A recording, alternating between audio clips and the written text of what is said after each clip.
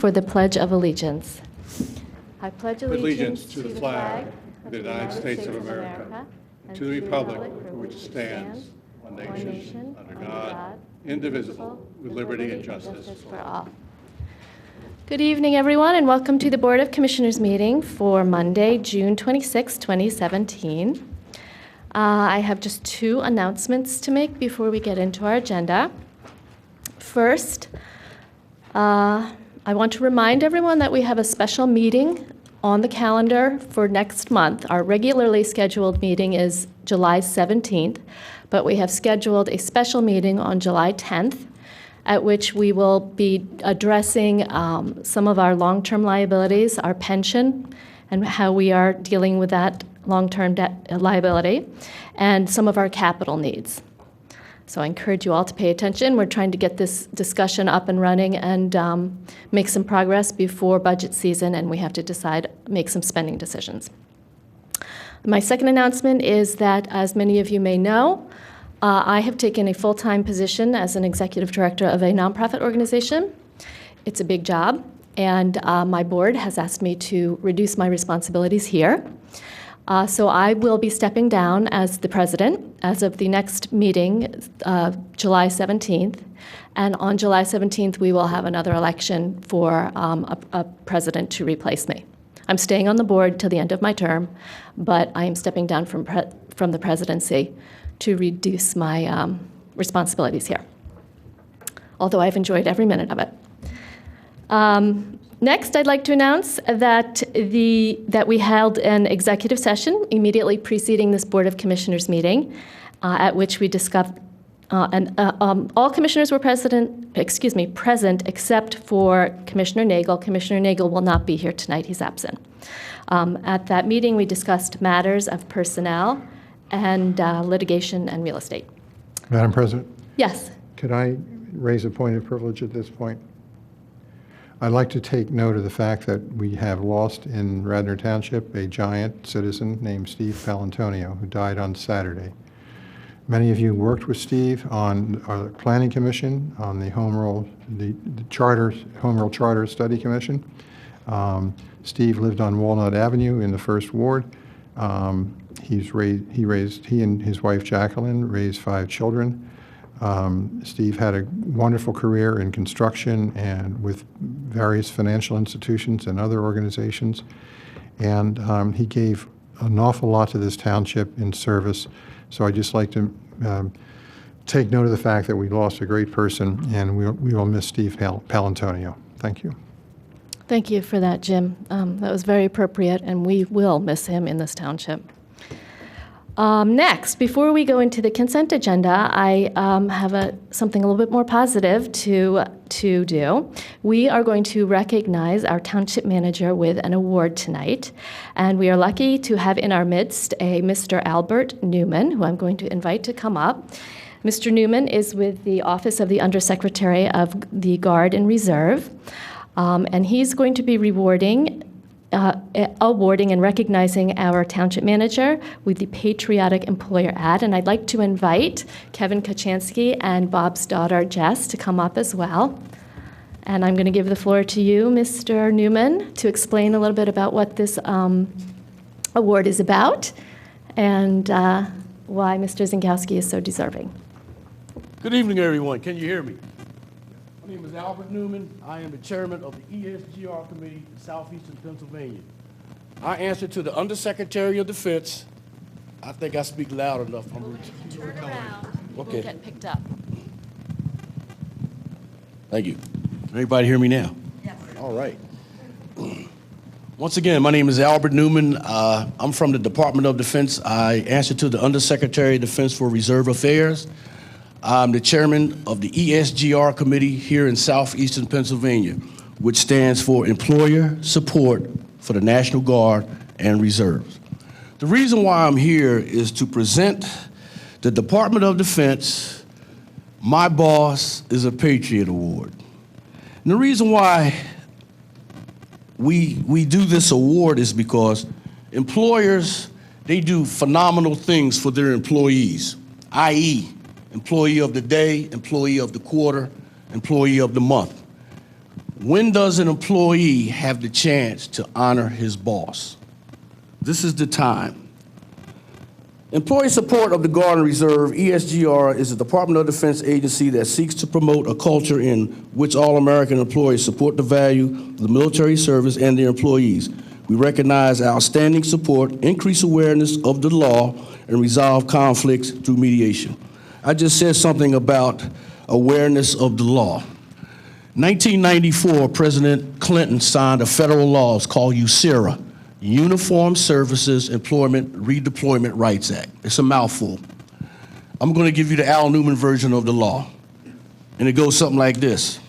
Employer, if you have employees that are deployed, upon their redeployment, they're still supposed to be employable. They're still supposed to have their jobs. That's basically what the law states.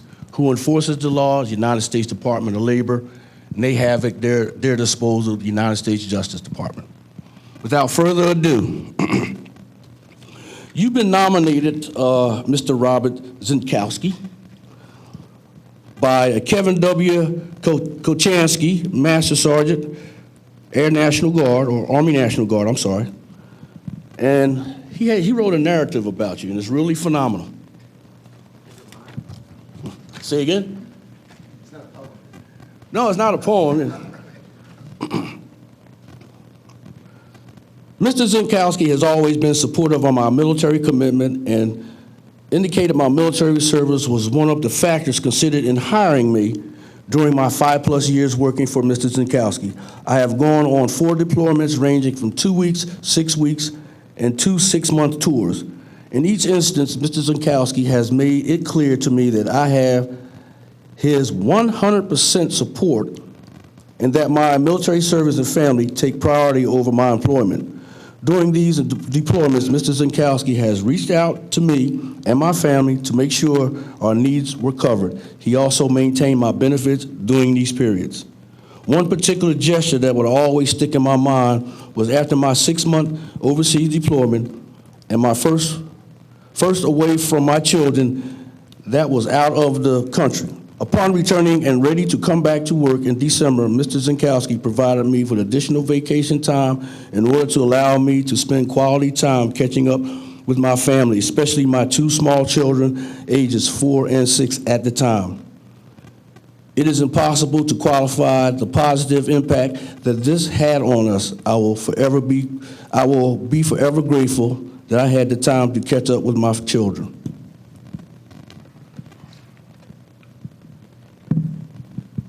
Mr. Zinkowski, Office of the Secretary of Defense, Employee Support for the Guard and Reserve recognizes Robert Zinkowski, Radnor Township, as a patriotic employer for contributing to national security, protecting liberty and freedom by supporting employee participation in America's National Guard and Reserve Force. Executive Director Alex Baird, Employee Support for the Guard and Reserve. Paul Mock, National Chairman, Employee Support for the Guard and Reserve. I think this deserves a round of applause.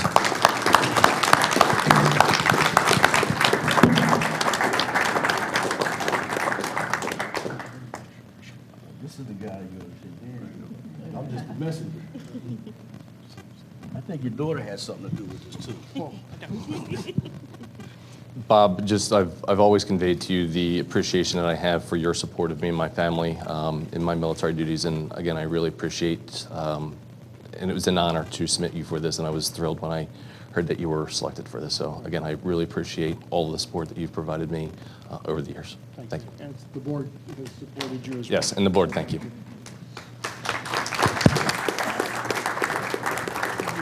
Thank you for your support. I had to put you in it. You might get a dinner out of it.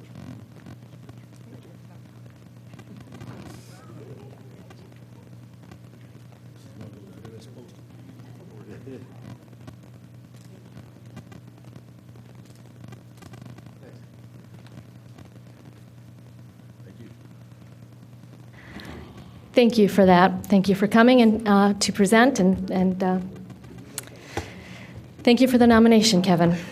All right, next we will move on to our consent agenda, which we will pass numerous items at once because they're perfunctory in nature and ordinarily would not merit debate, although we give the opportunity to anyone on this board or anyone in the audience to pull an item if they would like to. Is there anyone on this board that would like to pull an item from the consent agenda? I would like to remove item E, which is proposed resolution 2017-82. Okay, any others? Anybody from the audience? I think we have to pull out C, too. Okay, can I have a motion to pass the consent agenda absent items C and E? Actually, yeah, I got two changes. So A, I got something on the minutes. Okay, can I have a motion to pass items B and D of the consent agenda? It's D is the minutes, not A. D, sorry. A So A and B is the B approval. of the consent agenda. So moved. Second. All those in favor say aye. Aye. Any opposed? That passes 6-0. Why don't we take the minute? We'll take D and E right now, but we'll do C when we get to Public Works and Okay, Engineering. so for the minutes, on page 3 from the 22nd, the one entry says Commissioner Schaefer made a motion to amend the resolution. That needs to be deleted and replaced with Commissioner Schaefer made the following motion. So if you recall, it was an entire, like by Robert's rules, you can't make a motion that negates the motion. You have to vote it down and make another motion. And similarly, on page 4, where it says Commissioner Schaefer called the vote on the amended motion made by Commissioner Schaefer, it should say Commissioner Schaefer called the vote on the motion made by Commissioner Schaefer. So I move those two changes. Second. Any comment from the Board of Commissioners? Any comment from staff? Any comment from the public? All those in favor of passing item D with those changes, say aye. Aye. Any opposed? Passes 6-0. Item E. Jim? Yes, I ask that this be removed. This is been proposed by Commissioner Booker, and it is a proposed resolution to strip any awards that the township has given to Commissioner Spinkler, William Spinkler, who served on this board for many, many years and who served also at the Delaware County Council level. Mr. Spinkler, as we all know, has been in the newspapers, was convicted after a trial. And he has the right to appeal that conviction. So until the appeal has been lodged and decided and the conviction affirmed, I believe that this proposed resolution is premature, so that I ask that it be tabled. And I move that it be tabled. Okay, so I'll second that. I agree that it's premature. The appeal period has not expired. But I have to be honest, I also object to it because I find it mean-spirited and gratuitous and frankly just a little ugly. And I don't want any part of it. So I would second your Well, motion. I share those points, but I was just moving on the procedural basis, which is the most narrow point. You can have opinions on what Mr. Spingler did in the conviction, but it does not take away the fact that he did serve meritoriously and honorably on this Board of Commissioners and with the County Council of Delaware County. And I would draw a very rough analogy that when we have a person convicted of a crime who is entitled to a pension under state law, for example, one of our legislators in Harrisburg, that person's conviction does not derogate from or destroy his or her entitlement to that pension. So Mr. Spinkler's service stands as it is. Any other comment from the board? I would just like to add that I would like to know what honors and awards he has received that we are rescinding, and specifics to be able to ask that question and to have an understanding of what exactly it is, how many it is, what nature they are, so we have a clear understanding of what it is that we're about to do. was going to ask the township manager, but he is not here right now. I see Jennifer is getting him, if he's in the lobby.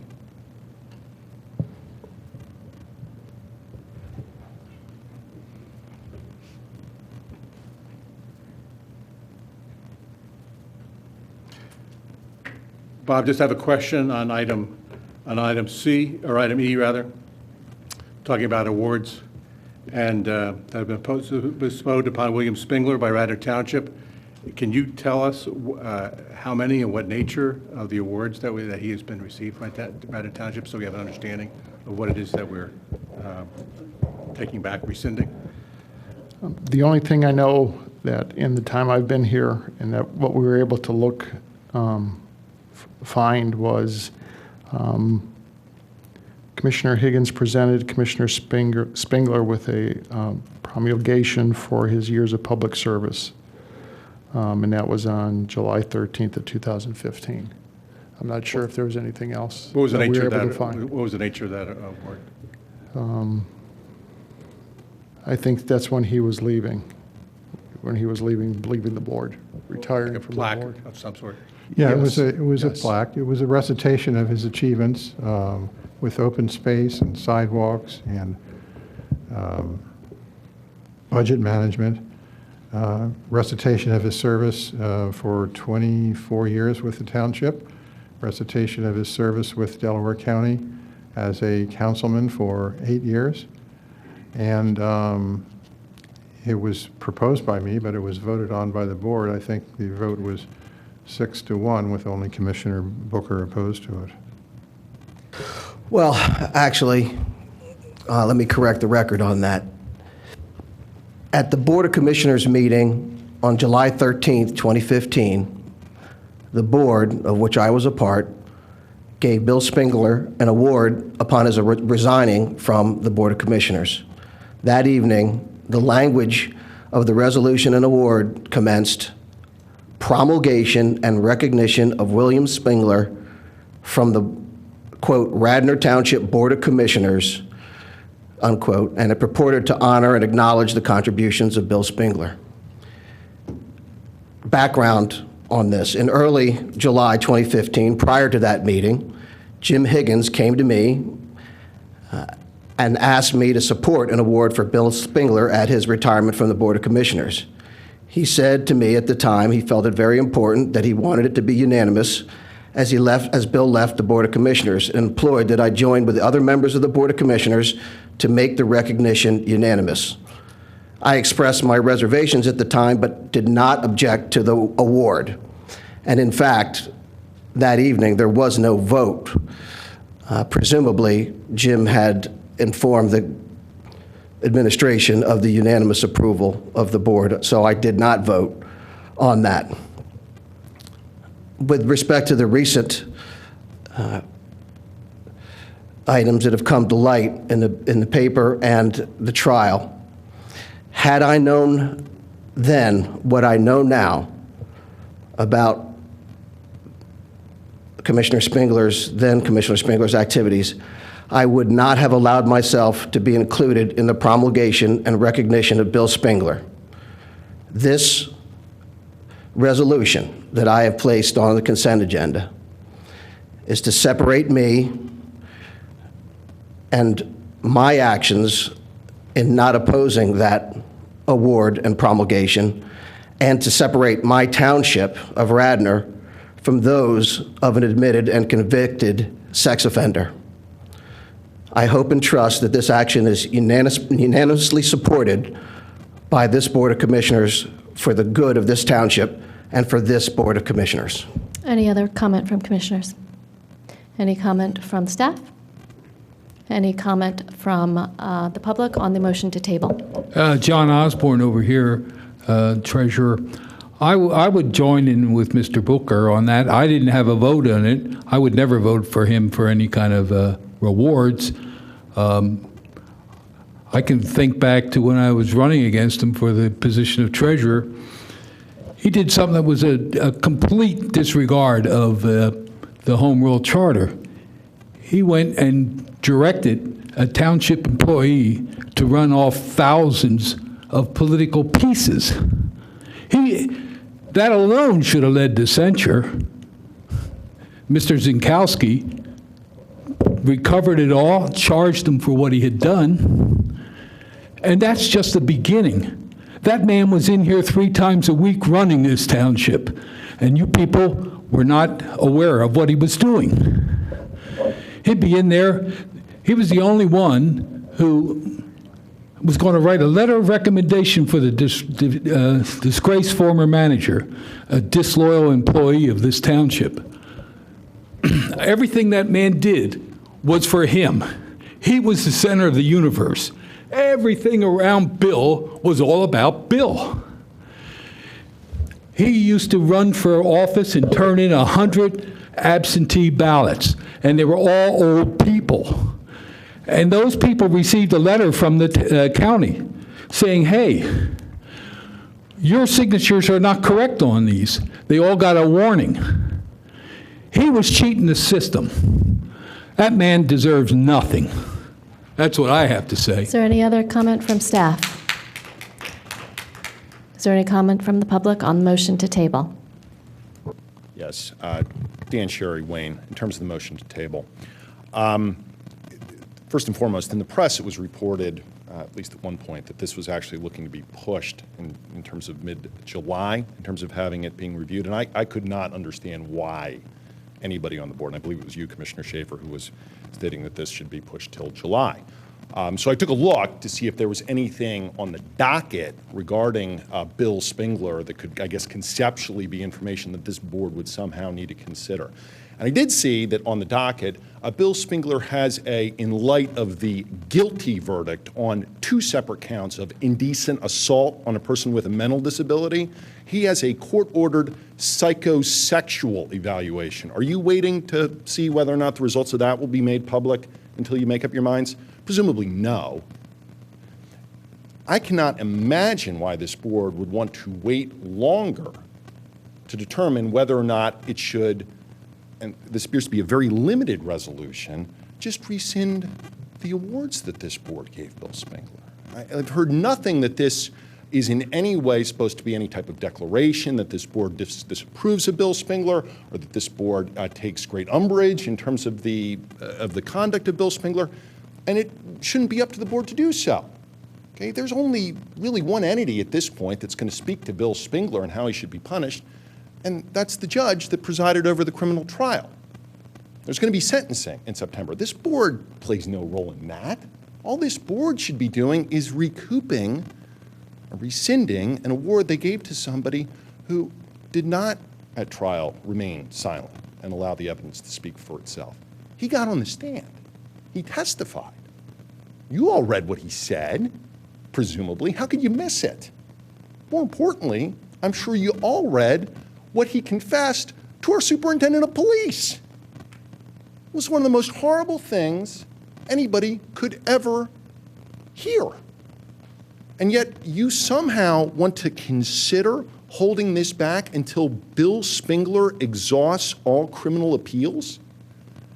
This is reputationally damaging to Radnor Township in terms of this motion to table. I have yet, it may exist, but I have yet to see a solitary news report that just speaks about Bill Spingler in his individual capacity. It's not local pervert commits most unfathomable act. It's always Radnor Township Commissioner, former Commissioner Bill Spingler. Radnor Township appears to be in every single news article. As a result, it's important that this township mitigate the damage by disassociating itself from Bill Spingler. Now, again, the issue of tabling this. Commissioner Booker didn't, and I think he probably would have been in his rights to do this, but he didn't move forward with this as soon as Bill Spingler was arrested. He didn't potentially contaminate the jury pool. He waited until after the conviction came down. And again, it's not a conviction for a one-off, as deplorable as one of these actions would be. It's 2 actions. 2 out of the 3 counts Bill Spingler was unanimously convicted of. He's guilty. So says the jury. His sentencing is not until September. And what? Jim Higgins wants to, I guess, presumably wait until the U.S. Supreme Court, whether or not they decide to hear it or not? Clock's ticking. You've waited long enough. His testimony came from the witness stand, meaning Bill Spingler. Your superintendent of police's testimony is a public record. Motion to table it, and especially the adjectives that were used by Elaine Paul Schaefer about what she thinks of this resolution, mean-spirited. Newspapers in the UK have been picking up this story, madam. People want to hear how this board views awards it provided to Mr. Spingler. Thank you. Any other public comment? Good evening, Leslie Morgan, Farm Road. I just want to thank Dan. I also want to thank our treasurer and Mr. Booker. And I guess I wrote a bunch of stuff down. I'm just going to speak off the cuff. The reason why I want to thank Dan especially is because he gets maligned. People are always shutting him down from the dais, and he is an expert litigator. He actually works at his craft on a weekly basis. He settles large cases. Like what he does for business or not, he's very good at it. And we have an asset in Radnor that gives a counter opinion to you guys. I've been very disappointed in when I come up to speak that I'm put on a clock, and I hardly use my time when I come up to speak, because I offer sometimes a softer counter opinion. And I think that the whole point of thanking Dan is that he is an expert in due process. It's a boring thing. I don't even get all of it, okay? But he's an expert. And he enforces the Home Rule Charter, and I think he's given a lot of education to you guys, like it or not. And I think back to when he was so, Dan, he's a big guy, and he's a big speaker, and he really tried to show you Commissioner Springler's, excuse me, do you have a question for me? Okay, I'm speaking.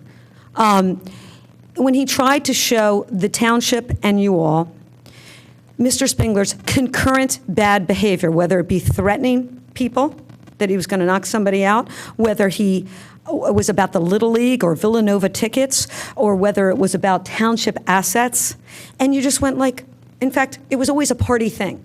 With split Republicans, Democrats. And I wonder, especially about the residency issue.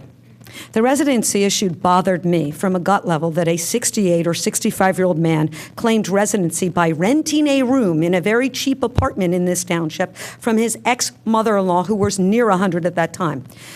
What if we listened to Dan a little, or maybe our treasurer, and some other people, and you saw this behavior that now looks apparent, but did so to me, because what man who claims to be a leader of our township rents a room from his ex-mother-in-law? Really? No way. Thank you. Is there any other comment on the motion to table?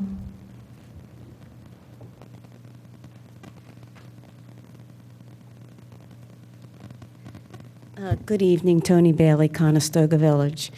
I have one question.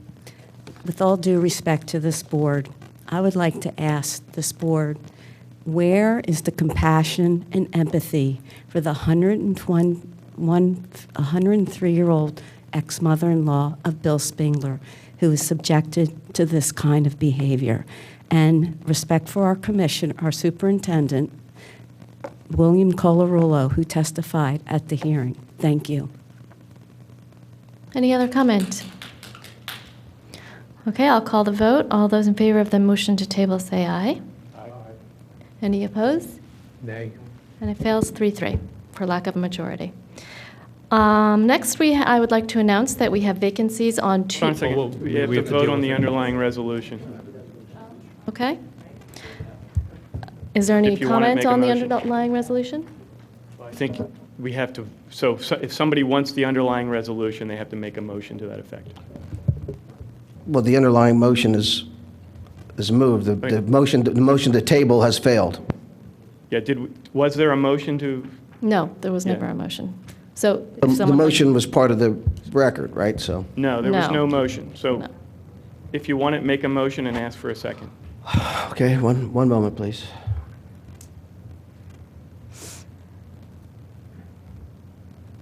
It's 2017-82.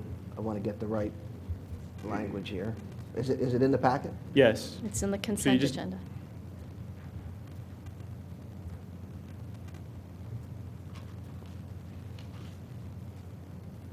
Yeah, but is it, hold on, I want to get the actual copy of it.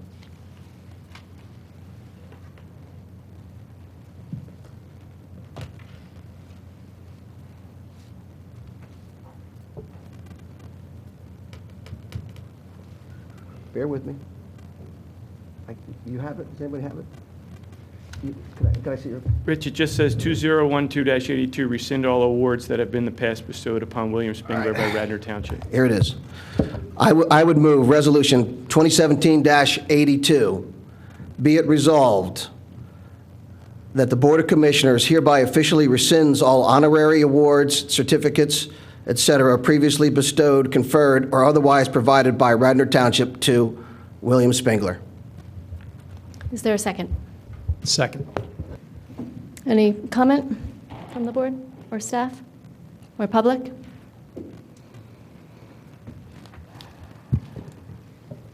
Dan Sherry again, Wayne, now in terms of the resolution.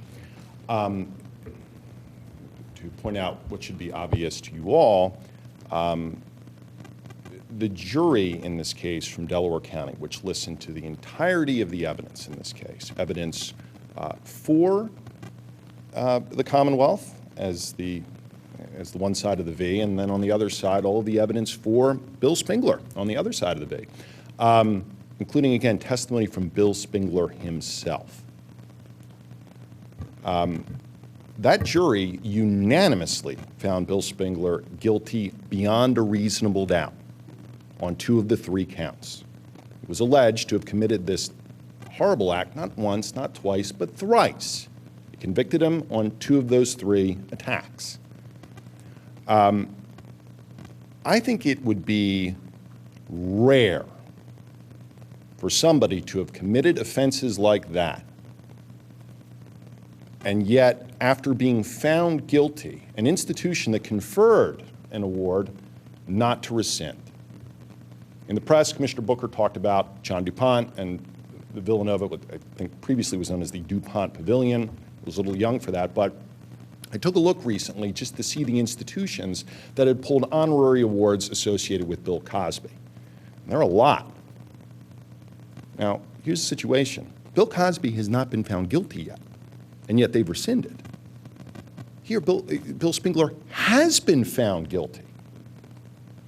Okay? And he admitted to the touching from the stand. He admitted to the touching of a 103-year-old with dementia. And he also confessed it to the chief of police. This is not a situation where you have a former commissioner who receives a summary offense for disorderly conduct. You know, a small blemish on an otherwise exemplary political career. This is multiple attacks that occurred in Radnor Township, investigated by our fine police department, prosecuted by the Delaware County District Attorney's Office, presided over by a Delaware County Court of Common Pleas judge with an impaneled Delaware County jury. And he's guilty. His sentence is forthcoming. This board is not involved in the criminal process. It is involved in the reputational legacy of Radnor Township. If not this, then when? If you're not going to rescind an award here, just make it clear with every other award you give in the future that it doesn't matter what you do. Once we give an award, it is final. We will never rescind. Because I can't imagine you'll get a fact pattern like this again. Thank you, Ms. Morgan, for your kind words, but I would be saying this if it was any of you up here who had gotten an award and was found guilty of what Bill Spengler was found guilty of. It's not partisan. It should be unanimous.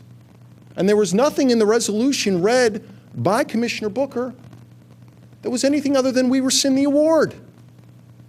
No characterization of Bill Spengler's conduct, because this board doesn't need to characterize it. The judge will take care of that during sentencing. The district attorney certainly took care of it during closing argument. Bill Spengler certainly took care of it when he was on that witness stand. This is a simple rescinding of awards. please mitigate the damage, speak now. Thank you. Any other comment? All right, I'll, Madam, I would like to make a comment. Okay, go ahead. Actually, a motion to amend the resolution to make it more apparent and truthful with where it is. Right now, it rescinds all honorary awards and certificates, and yet we've heard testimony that there's only one. So I would like to make a motion to amend it to say hereby officially rescinds the honorary award previously bestowed, conferred, and otherwise. That language. Is there a second for that amendment? Motion fails for a lack of a second. I'm going to go ahead and call the vote on the underlying or the original motion moved by Commissioner Booker. All those in favor say aye. Aye. All those opposed say. Passes 4-2. Next, we have an announcement of vacancies on boards and commissions. We have one vacancy on the Environmental Advisory Council, and we have 2 vacancies on the Shade Tree Commission.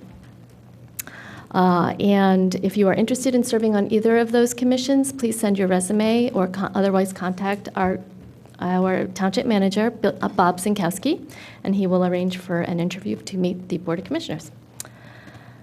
Next, we have a discussion of the appointment of interim Public Works Director, and I'm going to ask Mr. Zinkowski to present his recommendation on this front. Thank you, Madam President. I'd like to recommend to the board for your consideration the appointment of co-interim directors, Steve McNillis and Mark Dominic, for the position of interim Public Works Director. Steve McNillis began with Radnor Township in the Public Works Department in 1989 and Mark Dominic in 1991. Both individuals have worked their way up through the department, and I believe both gentlemen will do a nice job in the interim serving in this role. And I ask the board for your consideration. Okay, I'd like to make a motion that we appoint Steve McNellis and Mark Dominic as co-interim Public Works Directors. Is that aptly phrased? Phrased? Mm-hmm. Okay. Is there any discussion? Is there any staff comment? Is there any We did public? talk about certain requirements in executive session. They are incorporated in the motion, correct? Those were personnel items. You'll No. address those as we indicated. That's correct. Is there any public comment? All right, I'll call the vote. All those in favor say aye. Aye. Any opposed? And that passes 6-0. Didn't we skip C by accident? I had announced that we would move C to Public Works and Engineering when we have other items about stormwater. Next, we have public participation. Welcome. Good evening. I'm the levity of the evening. Good evening. My name is Kim Cruz-Engelhard. I am the parade director for the Garrett Hill Rosemont 4th of July Parade. The 4th of July is a week from tomorrow. I know you all knew that. Wasn't a trick question. I'm here tonight to invite you all, the commissioners, the police, Mr. Zinkowski, and any other township staff who would like to walk in the parade. It's, like I said, next Tuesday. If you would like to walk in the parade, please be at the Rosemont Business Campus by 10:30 a.m. Patty and Jerry will help you in the lineup, and I hope your wife doesn't wear heels. Garrett Hill, as aptly named for all of its hills. We have an exciting scheduled lineup this year. Some of the scheduled acts are the Valley Forge Highland Band, the Freilinger String Band, and the Downtowners Fancy Brigade, and, of course, the West Palatine Steppers. The parade has taken on somewhat of a football theme this year. Our Grand Marshal is John DeFilippo, the quarterback coach for the Philadelphia Eagles, and former Radnor High School quarterback. Also in the parade, there will be a float honoring another Radnor High School alum, and then the first African-American player to be inducted in the National Hall of Fame, which would be Emlyn Tennell. We're issuing a call/challenge to all current and former Radnor High School football players to don some Radnor garb and come walk in the parade behind the Tennell float. The parade will end this year at Tennell Park on Garrett Avenue. After the parade, in Tennell Park, we will have Jungle John and his 12-foot-tall baby T-Rex dolly, and the North Trinidad Steel Band playing the steel drums for us. The invitation to be in the dunk tank still stands, all takers. You know, all you have to do is sign a waiver, be over 18, you could be in it. So on behalf of the Garrett Hill Rosemont 4th of July Parade, I want to thank the township and the police for all of the support you give to the parade. Please come out and join us if you're able, and thank you for your time and service. Thank you. Thanks for the invitation, and hope to see a lot of people out there. Any other public comment? All right, we'll move along in the agenda. We will go to our committee reports now, and our first committee is Finance and Audit, which is chaired by Commissioner R. And would you like to start us off? I would glad to. Thank you, Commissioner Schaefer. I'd like to move ordinance number 2017-09 for adoption, amending the 2017 capital budget for the Township Capital Improvement Fund by transferring appropriations. We've seen this before. Bob Tate, can you just take us through and remind us what this is accomplishing? And I will second that to get discussion going. Thank you. Thank you, Commissioner. The board had previously approved certain sidewalk projects back in May, and the funds just had to be reallocated within the budget in order to provide for those projects. Thank you. Is there any commissioner comment on this? Any staff comment? Any public comment? And I'll move the question. All those in favor, say aye. Aye. Any opposed? Passes 7-0. I'll take up resolution number 2017-79, which is board acceptance of the 2016 Comprehensive Annual Financial Report and Independent Audit Report. And I will move that resolution. Do I have a second? Second. Thank you, Luke. I'd like to invite up a member of CARFAC, Ed Kane, to come up and give a little presentation about their work with this resolution and what we're about to do tonight. Good evening. Ed Kane, 16 Stone Creek Lane. I am one of the original members of CARFAC, and I've been chairing the audit subgroup of CARFAC since that was originally created. This is the time of the year where we present the audit results of the township to you as commissioners, and in that sense to the stakeholders, all the residents of the township, those who have businesses within the township. And the resolution at this stage reads as follows. The township management has the sole responsibility for the completeness and accuracy of the 2016 financial statements. Whereas also Zelenkowski Axelrod, and they are represented tonight by the audit partner who is here in case there are any questions, in its capacity as the township's independent CPA firm, is responsible for expressing an opinion on the financial statements as prepared by management and is responsible for issuing an opinion based upon the results of their audit process of the township as summarized in the independent auditor's report.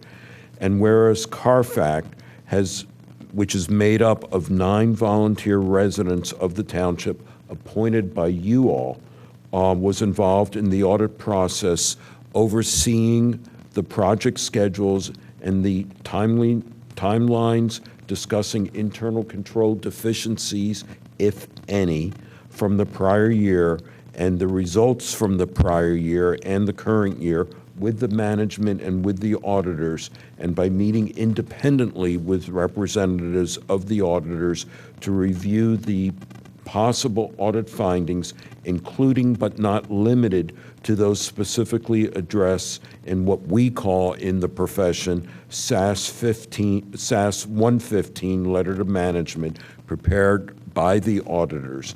And whereas CARFAC accepts no responsibility and takes no position on the completeness or accuracy of either the independent auditor's report or the audited financial statements, and whereas exclusively based upon the foregoing, as mentioned, CARFAC recommends that the Board of Commissioners adopt a resolution this evening to accept the independent auditor's report and management's audited financial statements.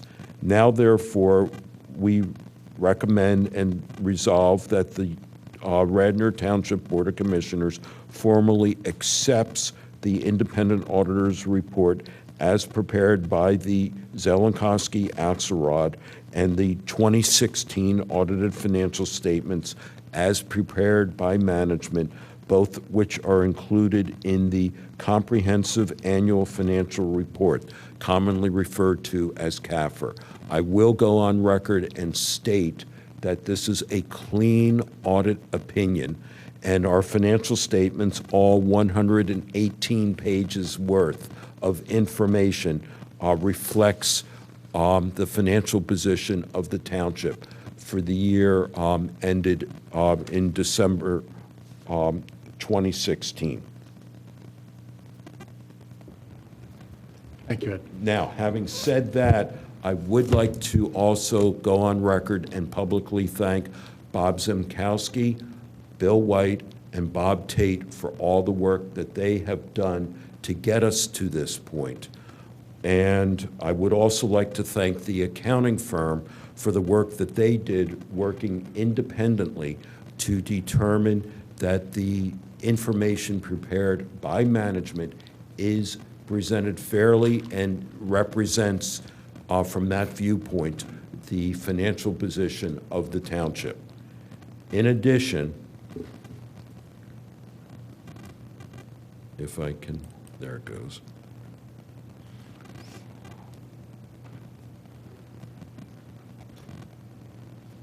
I would like to show what is up on the screen.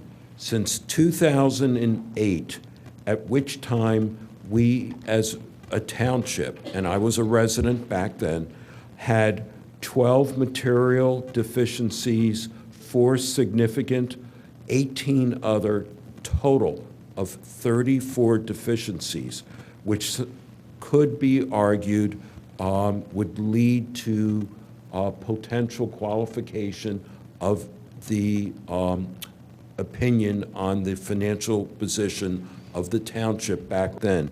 We are down to one other management letter comment dealing with information on fixed assets. Having said that, that is in process now with the new system that is being implemented starting this summer, where the intent will be there will be no management letter comments next year, if we're lucky.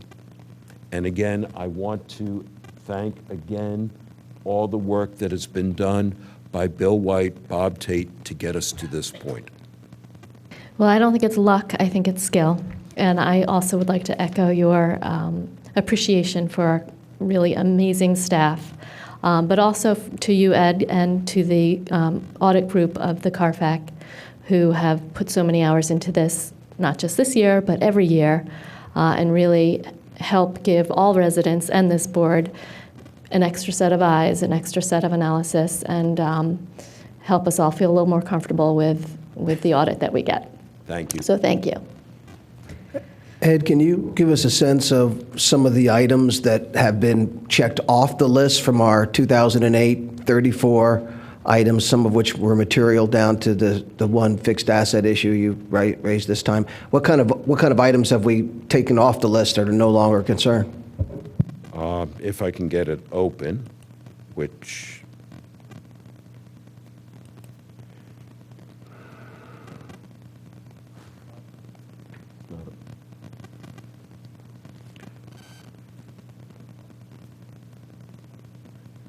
there it goes. Okay, what is up on the screen, going back to 2008, the first grouping are what we call in the profession. And for those who do not know, I am a CPA. I'm also a board member of the American Institute of CPAs, which is the world's largest CPA organization. There's 650,000 of us worldwide. I am one of 300 board members.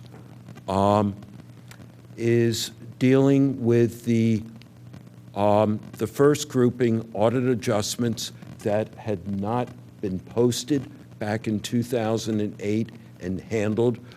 The board oversight of the financial reporting process, which is very different then than it is now, and going right down the list. There are enough items here. If I was auditing the township, and I was not, I would have taken that into strong consideration for qualifying the opinion on the financial position of the township back in 2008. Significant items are a step below, but could also lend itself to qualifying the opinion.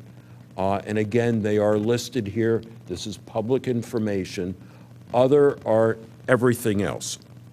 And having said it, as I said, there were 34 items that were reported to the township back in 8, dropped to 28 in 9, it was still 28 in 10, and has significantly dropped off since then because of the new management within the township, the work that they did, the work that you all as commissioners insisted that we do as members of CARFAC to ensure that everything is cleaned up and stays clean.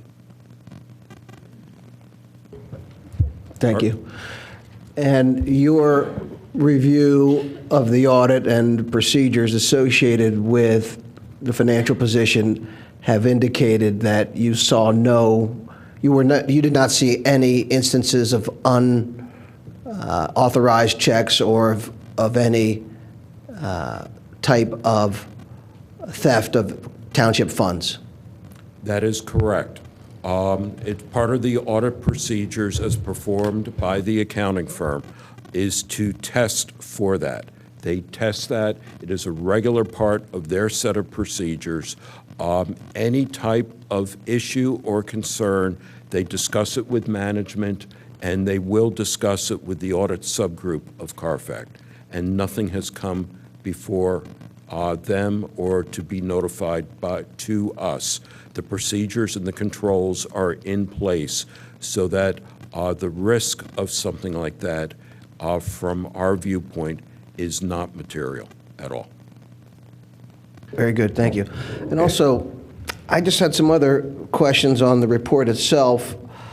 One of the items I had raised in past presentations with Bill White, so Ed, this probably is for Bob, but was related specifically to the business privilege and mercantile taxes in Radnor. And I noted earlier this year at the first quarter financial report of the decline in revenue under the Radnor business privilege tax, and there was some additional research to be undertaken at that time.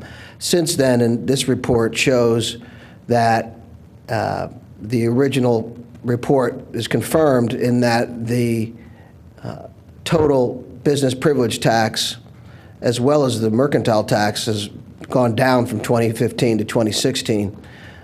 What is new in this report is that it shows that our tax-paying entities, or our number of taxpayers, has actually increased in that same period, which is, you wouldn't expect with the increasing tax reporting entities to have a reduction in taxes collected.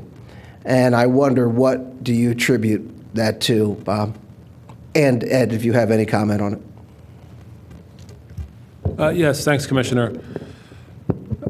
There's not any one single particular taxpayer or situation that stands out when we look back at the tax rolls and we look at the filers and the amounts paid.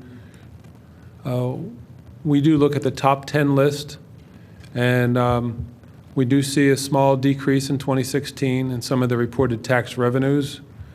Why that is, it's not something that we would really know, other than a change in their business. But we don't know specifically why they would have less revenue as compared to 15. There is a tremendous increase in the number of taxpayers, and that's largely in part due to the efforts, excuse me, of our third-party discovery firm in finding and getting new taxpayers registered. Many of those happen to be in the real estate business and are landlords, and a large majority are smaller taxpayers with not a significant tax base to report on. So while the number of tax filers has increased, and I expect it to continue to increase, we've seen a small decline among some of the bigger top 10, top 20 tax filers in the township. I think also contributing to last year were a couple of refunds that from taxpayers who had filed previously and either in one case overestimated, and in another case another tax filer who simply overpaid in a previous year and then requested the refund in a subsequent year. So those are some of the big items that stand out. But in general, it's a small decline, and again, it's not attributable to any one large taxpayer leaving the township or any one thing that we can really pinpoint at this time. Thank you for that. We'll have some more on this. I guess we'll have a second quarter financial report coming up. When will that be? Would that be in July? I guess at our special meeting? We'll talk about this some more. I think my thesis has been that we are seeing some decline in our major business entities, and that's attributing to this, notwithstanding the new small filers that are picked up. So we'll talk about that some more. Thanks, Ed and Bob, for your input. And Commissioner, do not forget, though, the quarterly reports are done on a cash basis, and the year-end financials are on an accrual basis. So it is matching the revenue with the appropriate expenditures to the appropriate period. So, and it is, the reconciliation between cash and accrual occurs at the end of the year. Okay, in light of that, it may be then the appropriate time to talk about this now, Bob. So, but my plan had been to discuss it, but in general, what my anecdotal evidence shows is that we have a reduction in major business activity in Radnor, and specifically some money managers and other folks who have decided to leave the township due to what they regard as an oppressive business privilege and mercantile tax regime and auditing regime. And based on what I'm hearing here, the number of tax filers has increased, but it's mainly because of landlords and others who had not really been aware that they needed to file in the past and that their revenue was relatively small. So it actually does leave my thesis intact. What I would like to do is to explore that further. Again, I believe that the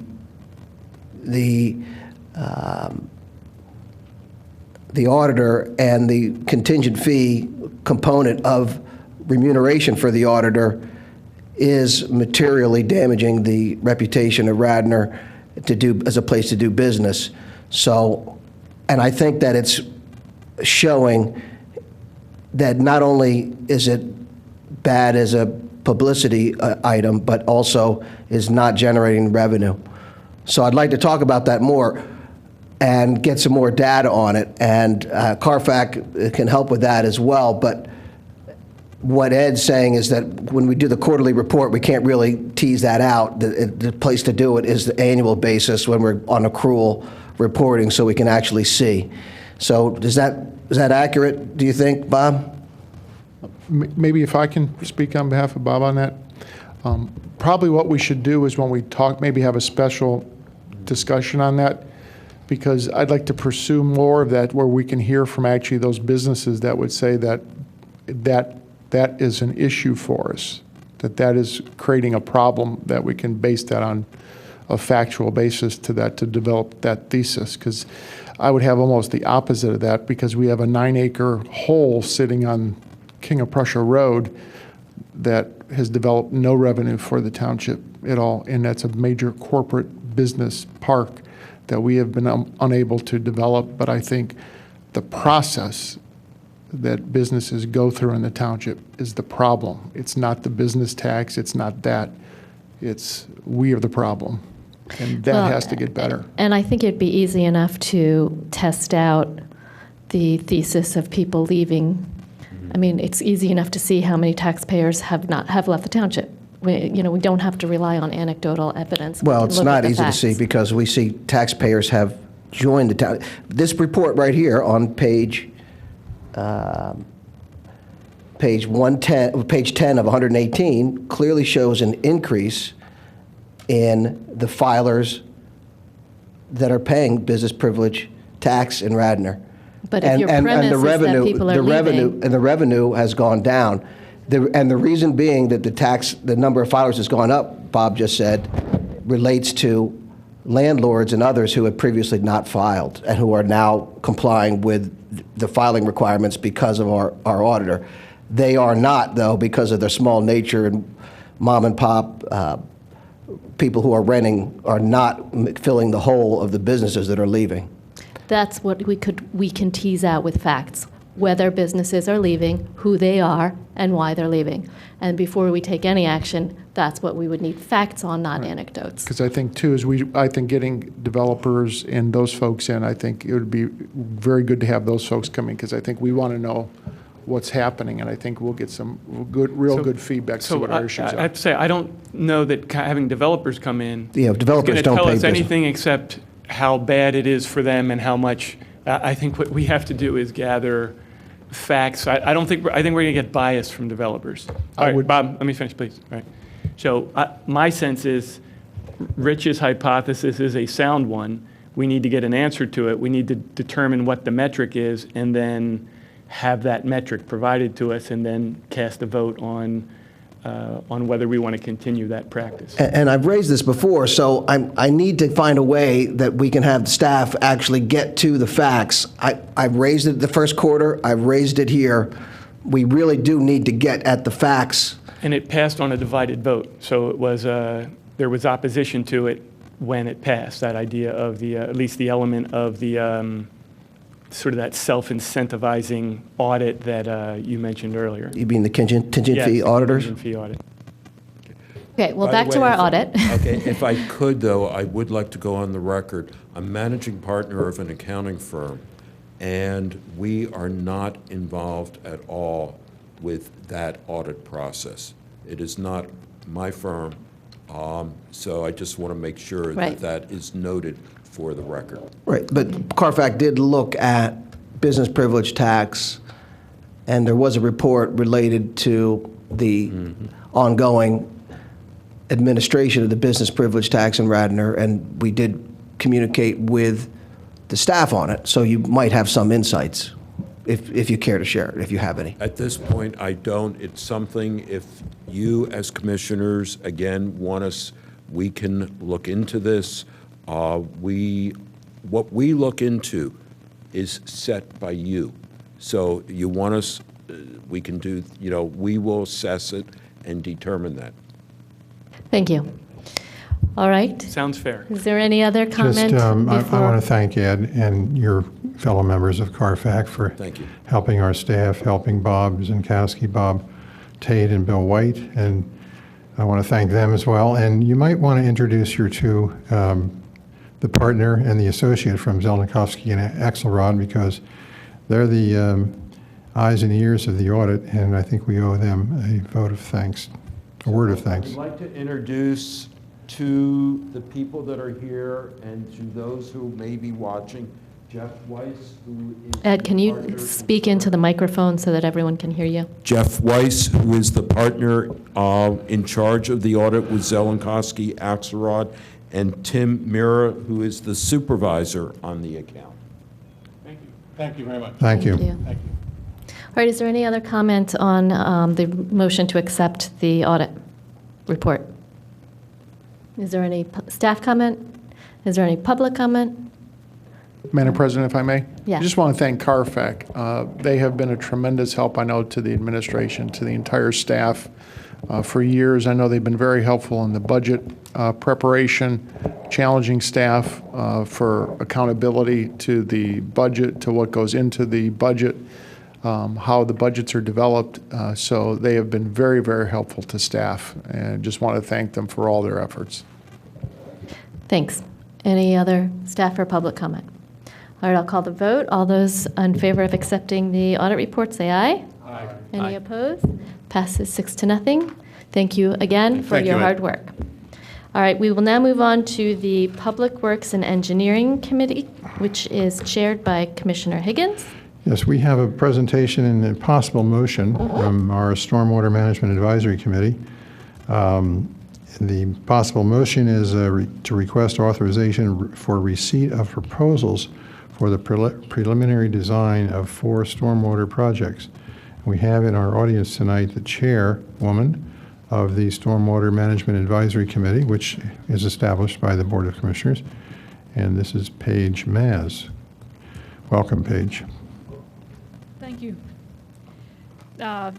Just wanted to thank you for putting this item on the agenda tonight. We had our Stormwater Management Advisory Committee has been considering the township-wide assessment projects, the capital improvement projects proposed in that study.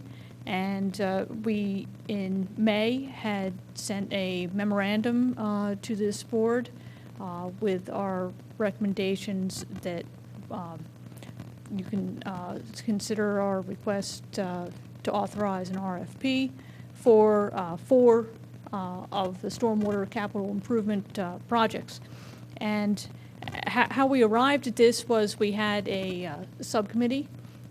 We took a look at the township-wide assessment projects. Our other advisory committee members also took a look at the proposed projects. And in our May meeting, we came to the conclusions. There were 4 of them that we'd like to move an RFP for preliminary design, so that we could get a better idea if these were truly viable projects. So a little bit about how we got there, too, is there's been a lot of discussion about the prioritization criteria.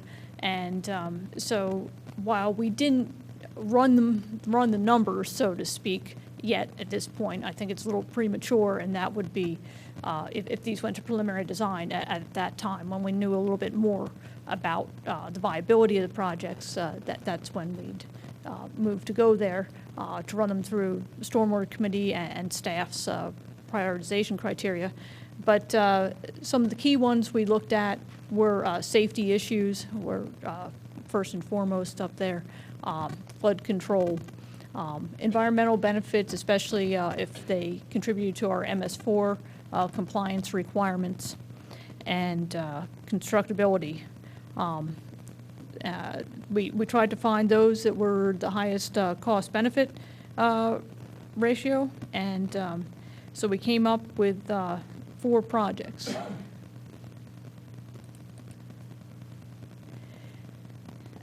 This is the first one. This is the only one that doesn't really have the MS4 benefit, but this is a significant safety concern. We're all familiar with the flooding that happens on South Wayne near the firehouse. This CH2M had proposed putting in some additional inlets on the east side of South Wayne, as well as some additional potentially piping or other means of conveyance. One of the big issues here is that there's a 30-inch pipe that goes into a 15-inch pipe. We've looked at this before. There's problems with taking a 30-inch pipe across the street. There are utility conflicts. So this would be addition of inlets to let the water in on the east side of the street, as well as potentially putting in multiple 15-inch pipes or some sort of shallow box section. We would like the RFP to leave open, options, whatever the engineer might be able to come up with to convey that water, because ultimately we want to get that water over to the middle school underground detention system, which unfortunately at this point in time is severely underutilized. The water just isn't getting there, and it's not functioning its intended fashion.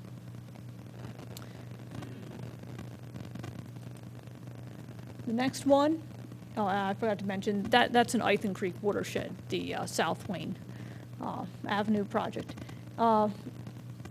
West Avenue Green Streets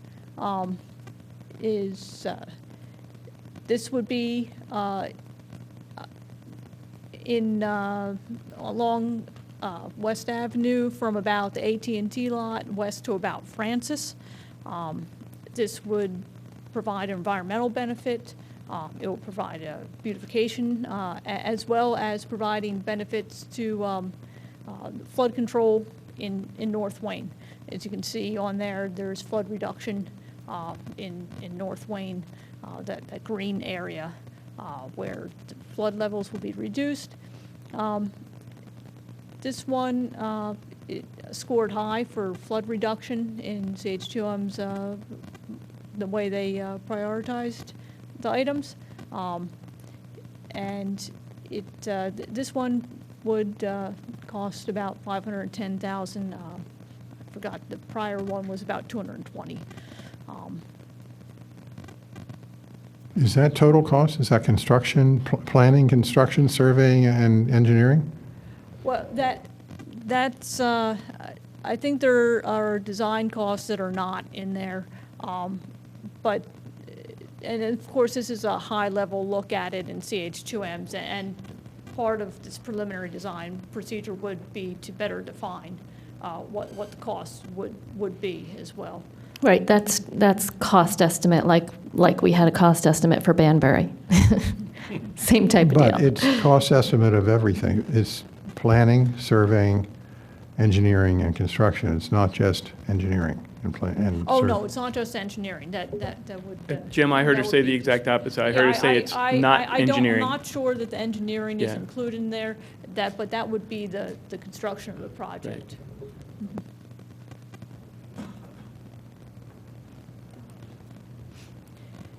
And that, of course, is in Gulf Creek. Here's a second one that's in the Gulf Creek watershed. This would expand upon the project that already is in the works for the SEPTA or Amtrak lot, where it would be storage and infiltration. It would expand upon that and add a second location for some additional storage or infiltration.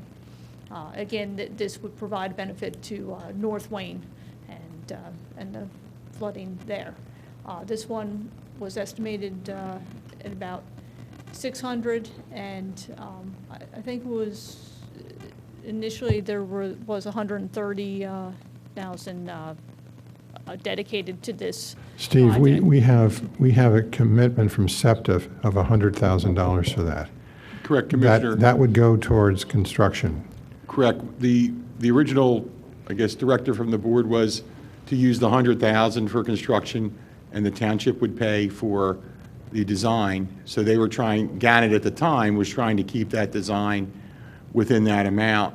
A lot of what CH2M has shows here, Gannett and I spoke of, and one was addressing the runoff from the driveway at Laments. So that goes way back, 2 years ago, as well as using the lower lot, if you will.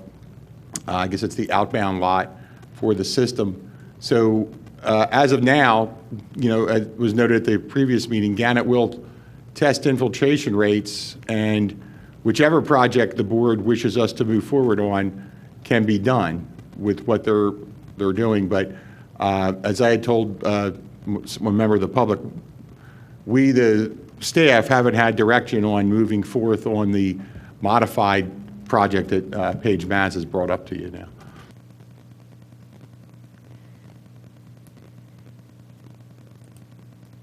And the last one we have is in Darby Creek watershed.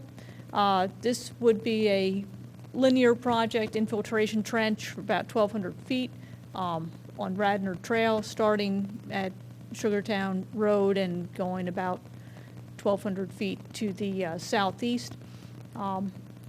This one perhaps isn't as high priority, but as you can see in the residential areas and then extending down to the park, there's considerable flood reduction from this project, and this would also provide a benefit for MS4 with infiltration. Which park is that? Which baseball field? Is that Philippone? Yeah, I believe that is. Yeah. I always get the names of the two adjacent parks mixed up. That park is horrible with drainage, in my opinion, so I think any help there, and with the high utilization of it, I think that's a good It project. doesn't seem to be helping the park, though. It seems to be, what's the area in green that it's benefiting, presumably benefiting? I think that the street in there is Morris, I think. Okay, so that's the Wawa intersection down in that area. Very good, thank you. In that general area, yeah. Perhaps there could be a benefit to the park, and that I think there's would got to be hopefully something. be addressed during the preliminary design, taking a look at that.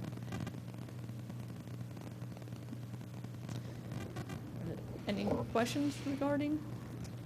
Well, I have a question sort of process here. I mean, these 4 projects are sort of the low-hanging fruit. They're all pretty reasonably priced in a relative way. They score high in effectiveness. They seem pretty constructible and achievable goals. So I can see why they were chosen. Have we had our staff? I have not seen the last 2 meetings, so I'm asking in a place of ignorance at this point. Has our staff weighed in on these 4 suggested projects as moving forward with an RFP as opposed to any others? No, Steve, would you like to No, comment? I mean, our Stormwater Committee does a bang-up job, and they put a lot of time and effort into this. At the time, I was not involved in these. I guess my concern is, very shortly, we should be finding out from our MS4 engineering firm, Meliora, what those costs are going to be for PRP. So I just caution against, with the budget coming up, we know we have some impending costs that we're going to have to cover over the next 5 years. So, and I think these projects all have some varying amounts of merit. So I have a similar concern. So Elaine, do you want me to express it now, or do you want to finish? Well, let me elaborate finish. on I Steve? want to just hear the rest of his thought. So when you say, We know we're going to have expenses coming up with the pollution reduction plan right. for MS4. So as a suggestion, maybe we should wait till we get that data so you can look at everything en masse as the board and direct us what you want to put in the budget, because if you're going to tie up money with this now, that may impact what we need to do for the pollution reduction plans. does an RFP cost money?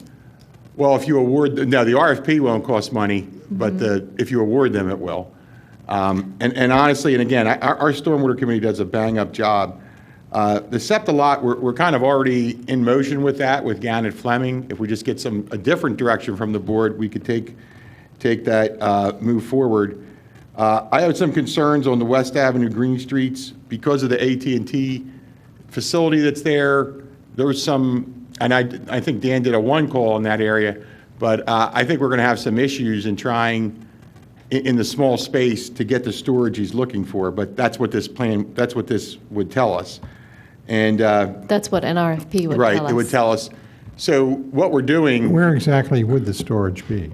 I believe Dan had said, and Paige, correct me if I'm wrong, it would be from like AT&T down towards North Wayne. In the right-of-way? It would be in the street, Yes. yes, dead in the street. And I think the SEPTA lot's already in play now that Gannett will be back on track with what we're doing. And these are obviously, we're looking for the board's direction on these, but we do. So we're going from the progression is proper. We're going from a very high-level study in what CH2M provided us, and then we're going to spend money to go to another level to see if they're able to be built, and then we're going to go to another RFP to get them designed for construction. So it's a long process, and it could be a decent amount of money moving forward. My concerns at this point, concerns for the rightness of this, meaning this is why we have a budget. What I envision and what I hope we do is at the next budget. So first concern with that idea of a budget, there's probably about $2.4 million worth of projects there. And my estimate is that you're going to have about $400,000 per year. So I don't see any reason why we would go out for 4 RFPs when we have the capability to do 1 or 2 of these. So for me, what I think we need to do is do this kind of decision-making in the budget. Your group would come back to us, presumably at budget time, and say there is this much money available for capital projects, therefore we recommend these 2, and then we would get to the others when they fit in line. It's a 5-year budget, so you might be able to spread them out over 5 years. But to go out, I think it's a mistake to go out for 5 RFPs or 4 when we have the capability to build 1 or 2 at any time at the most. So my thoughts, I don't know if others share. Is the reasoning behind the RFPs is to be able to make a more informed decision on the merit of which ones should rise to the top, or do you already have a notion of which ones would rise to the top? We don't necessarily have a set ranking of these at this time. And I guess there are a couple pieces to it. One is that we don't know if, 1, 2, 3, or all 4 of these might actually be viable projects. If we go one at a time to RFP and we find out, well, that's not viable, then, we'd want to have something else in the pipeline behind it. What I would like to see is a budget that has there's a certain amount set aside for capital, and of that, a certain amount is set aside for preliminary engineering. And you use the budgeting process to say we need $125,000 to do the preliminary engineering to evaluate 4 projects. And then after that's done, the next year you come back and you say last year we got this, now we picked this project blank, so therefore we request $125,000 for design. I would like to see us have in each budget money set aside for preliminary engineering, money set aside for design, and money set aside for construction, and then that to move on through with regularity year after year. I guess I'm concerned that I thought that my committee was not defining the budget in that sort of specificity anymore. Very good. Then it's Steve coming to us, but I don't see how we can tell the administration to go get proposals for 4 projects when we don't know that we have enough money to build even 2 of them. So what we need to hear from the staff with the advice of the group that we selected to give them advice is what are the priorities, this is how much money we have, we recommend blank. So to me, it's a mistake for us to attempt to evaluate 4 proposals, 4 ideas, and if we don't know that we have the money to build all 4. I think the disconnect here is that the process of putting out an RFP for each one of these projects is a way of deciding which 2. That's the disconnect, because that's what I think is the mistake. What we should have is every budget. In what I want to happen is I want the staff to come back in our budgeting process and say you have $1 million for the stormwater fee. $350,000 is MS4 compliance. $125,000 is preliminary engineering. $200,000 is operation and maintenance, and $400 plus or minus is construction. And then that's when we make the decision about whether we want to fund the preliminary engineering, not now. Right, I get that. But when we're at that decision, which project do we choose, we don't really know because they haven't made a determination of which one's the best, which one's viable. So this process of going out for an RFP could coexist with what you're saying and narrow down. It could be that these, we've seen with Banbury, that what's in our township-wide recommended, isn't necessarily what's true on the ground.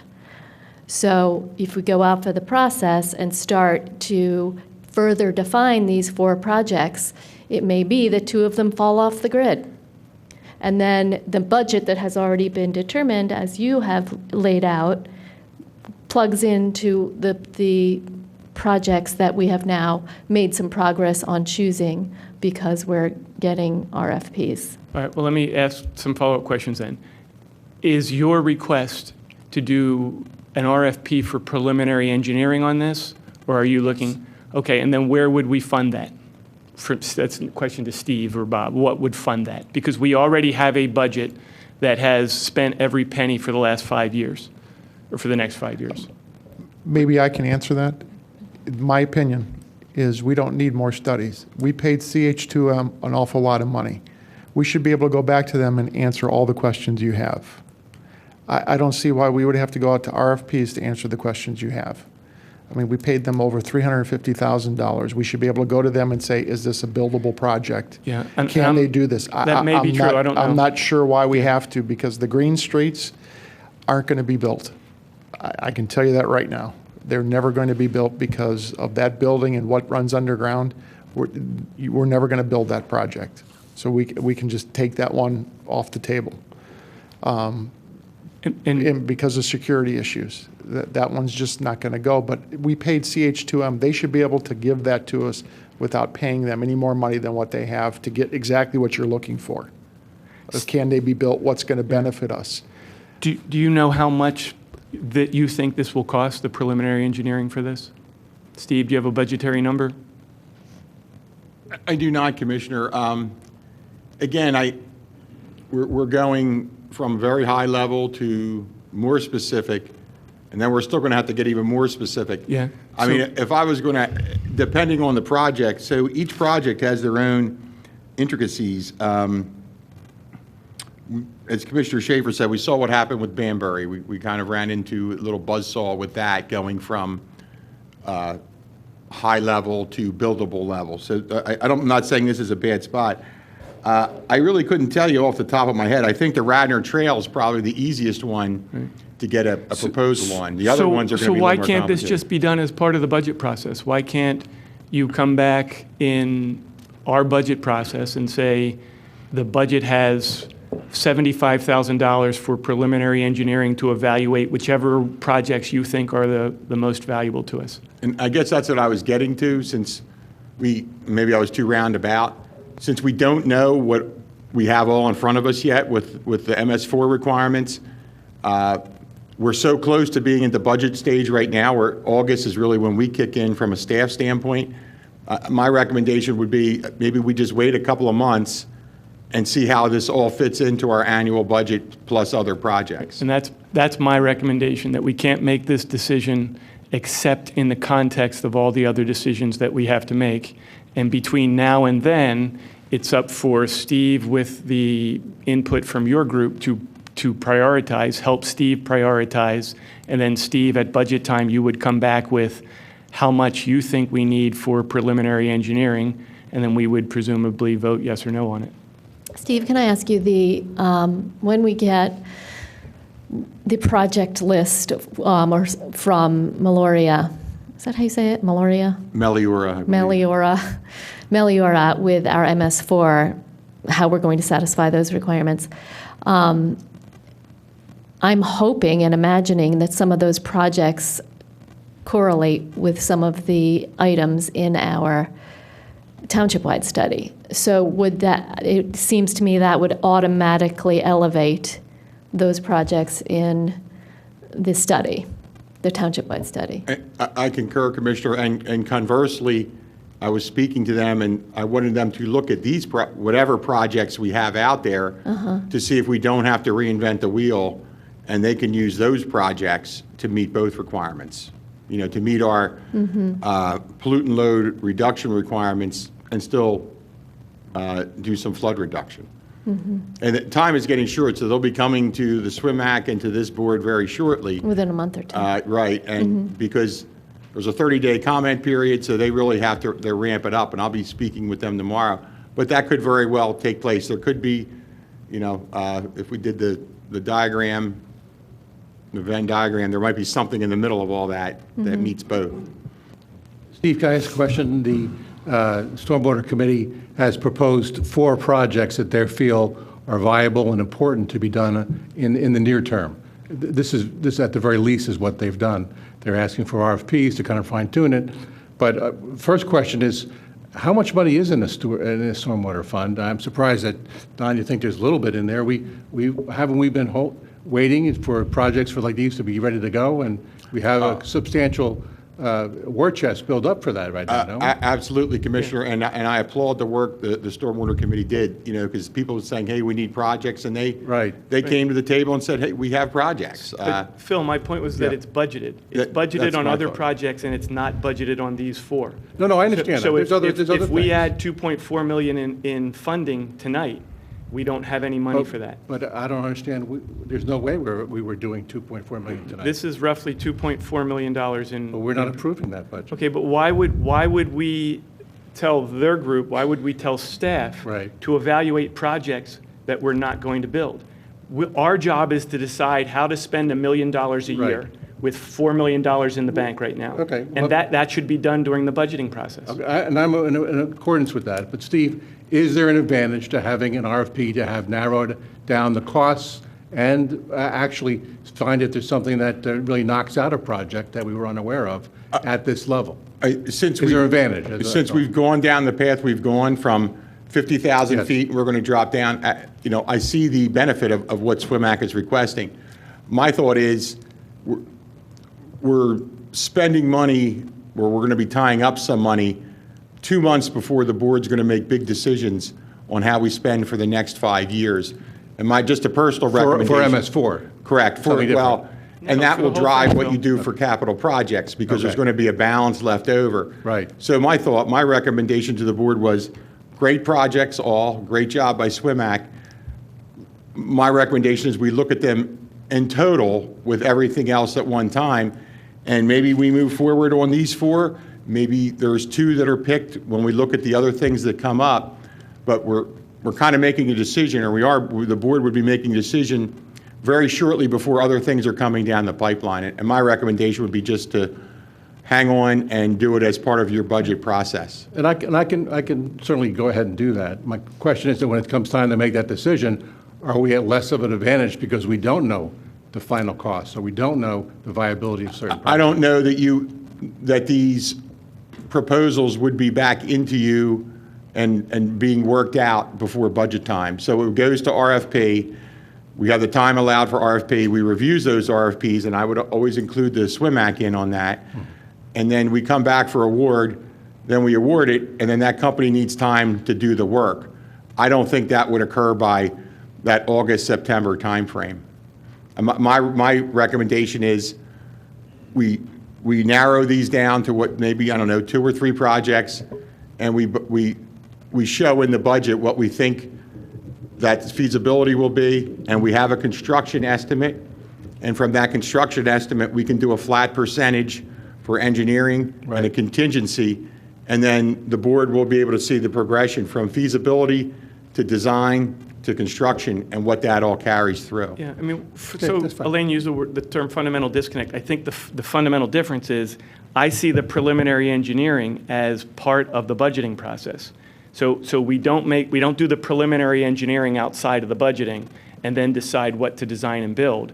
We include the preliminary engineering in the budgeting process and use that to decide what we were going to build. But Don, if we do that, am I correct that would take all of this coming fall to get through? Yes, I would think not so. You're finish not that. getting any time. You're not going to get any, if you proceed tonight, you're not going to have meaningful information in time to make decisions by fall. So in particular, it's not inconveniencing you tonight. But yes, in general, if you have a slower step process that has preliminary engineering, design, construction, it will be slower than if you simply, like we do it like Wheel of Fortune. We decide we want a basin and we authorize, $1.4 million for a basin. And it's 2 projects that 2 very large projects that we funded fully before we did the preliminary engineering to determine that we wanted them, and then we backed away from them.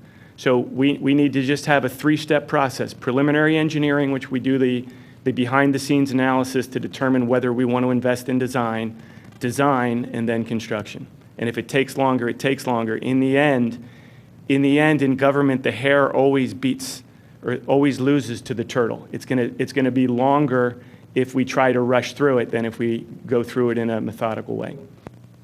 Well, I sense that I've heard from the sentiment from most of us that we would be willing to hold off on this until we get the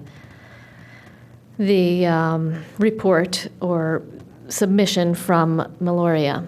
Is that correct? All right. So, there will be no motion in that case. We also ought to consider focusing on just two projects. Don's pointing out a lot of problems. My main goal is to not get bogged down in doing a little bit in this year's budget, let's say preliminary engineering for a project, waiting another year to put the money in the budget for detail engineering, another year for construction. I'd rather find a way of cutting down the projects from 4 to 2, and then budgeting for all preliminary, final, and construction now, or in the budgeting process. The delay is just really the enemy of results here. We really need results. Because we're talking about people's property and lives too. Okay, well, we can have that discussion when we do the budgeting process for this fund in next year's budget. And certainly in the meantime, we very much appreciate the work that you've done to narrow down to these 4 projects out of the many that were on there to find that these were worthy of consideration in the short term.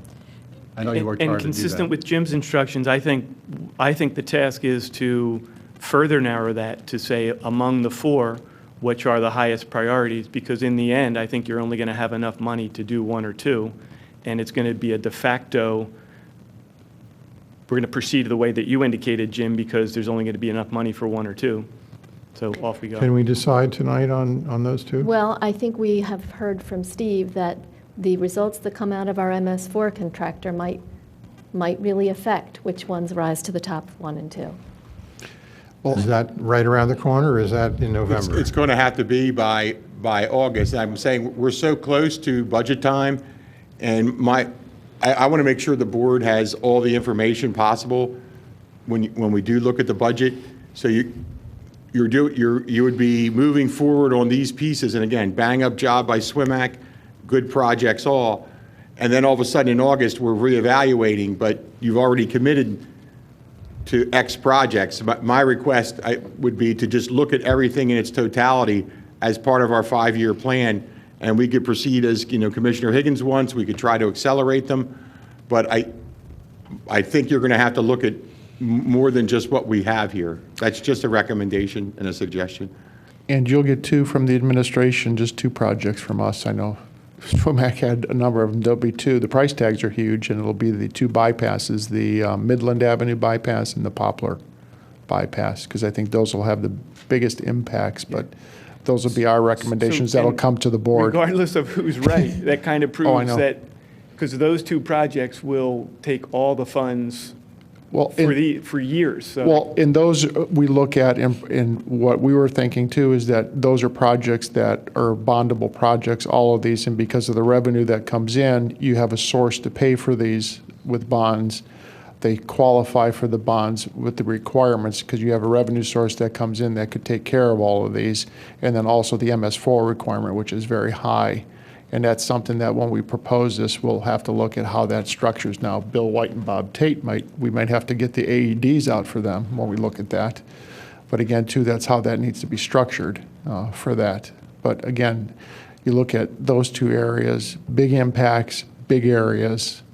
But again, those came back in the study as helping the biggest areas. So. But those are the 2 you'll get from us. Well, for tonight, I think the consensus is that we'll pass on doing anything right now, wait for the Meloria study, and then as part of our budget process in August, start to hone in on which ones we'll move forward to get engineering done. Is that clear? I think so. I can understand waiting to make sure that we can mesh in the MS4 projects with these. I do have a concern, I don't know if my other committee members would share it, but of deferring even getting the preliminary design RFP out there until next year. It seems like it will cause delays in getting the projects in the But Paige, works. if we can't build them, if we don't have any money to build them, are you saying, is it your opinion that we should do the preliminary engineering anyway, even if we're not going to build them? So if we fund the projects that Bob funds, and we fund the MS4 projects, and we fund the projects that are already funded, there is no money available to do this. Are you saying that you think we should still go out and get RFPs for design and construction? I had not been considering the two projects that Mr. Zinkowski just mentioned in the works, and that would change the complexion considerably. I know that the MS4 is in the works, and we have Banbury Francis underway, and we're taking those into account. I don't think that we had considered that these other projects were next up. Well, the Poplar Avenue bypass is not anything anybody has seriously considered. It was something that CH2M mentioned. As I understand it, it's a conduit from North Wayne Avenue to Cowan Field. That's not going to happen. We can't turn Cowan Field into a pond, and it would cost upwards of $50 million to do it. So we shouldn't even be, we ought to stick with the 4 that the committee has come up with, and in my judgment, narrow it down to 2 and go from there. All right, well, for tonight, we are going to take this all into consideration, wait for our MS4 project list, and then narrow the projects down that are in front of us in August, September. All right, thank you so much for your presentation Thank you, and Paige. for coming tonight. Thanks, Paige. Thank you for your The patience. next item is amending Chapter 142. This is an introduction of an ordinance.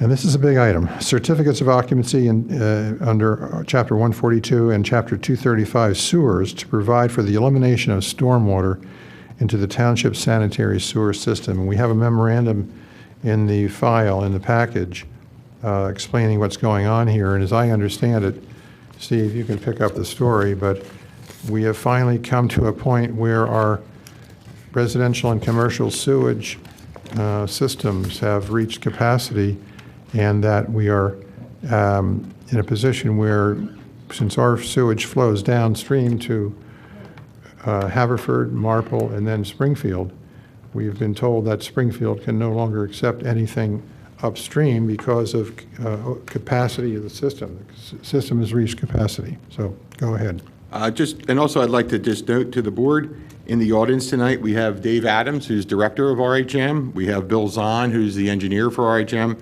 And we have Bill Toll, who's our solicitor. And so they were the ones who contacted us about this. Commissioner, you explained it well. So we received notice from Dave Adams a month or so ago that RHM has no capacity for Radnor Township. Not that they don't, but we do run through Radnor Township to RHM, to Springfield, to DCGA, to Delcora, then to Philadelphia. So we have to pass through our authority. And this has stymied some projects. I've been on the phone with builders who are hesitant to get started because they don't know when this situation will be resolved. So I'm just going to paraphrase. DEP, working with RHM and Springfield, has requested that we do a lateral inspection program where if as a resident or business is selling their property, their lateral would have to be inspected. If there's issues for repair for I&I, that would have to be done. And that methodology is sound. It's long been known that laterals are always a great source of infiltration or inflow, either one. And we're an older township. We have houses that have been built 100, 150 years ago. It's vitrified clay pipe in 2-3 foot sections. There's a lot of joints. There's a lot of open joints. So can I translate something you've just said? Yes, sir. So everybody understands, a lateral is the pipe that goes from the homeowner's property into underground into and connects to the township's main, which is under the cartway, under the road.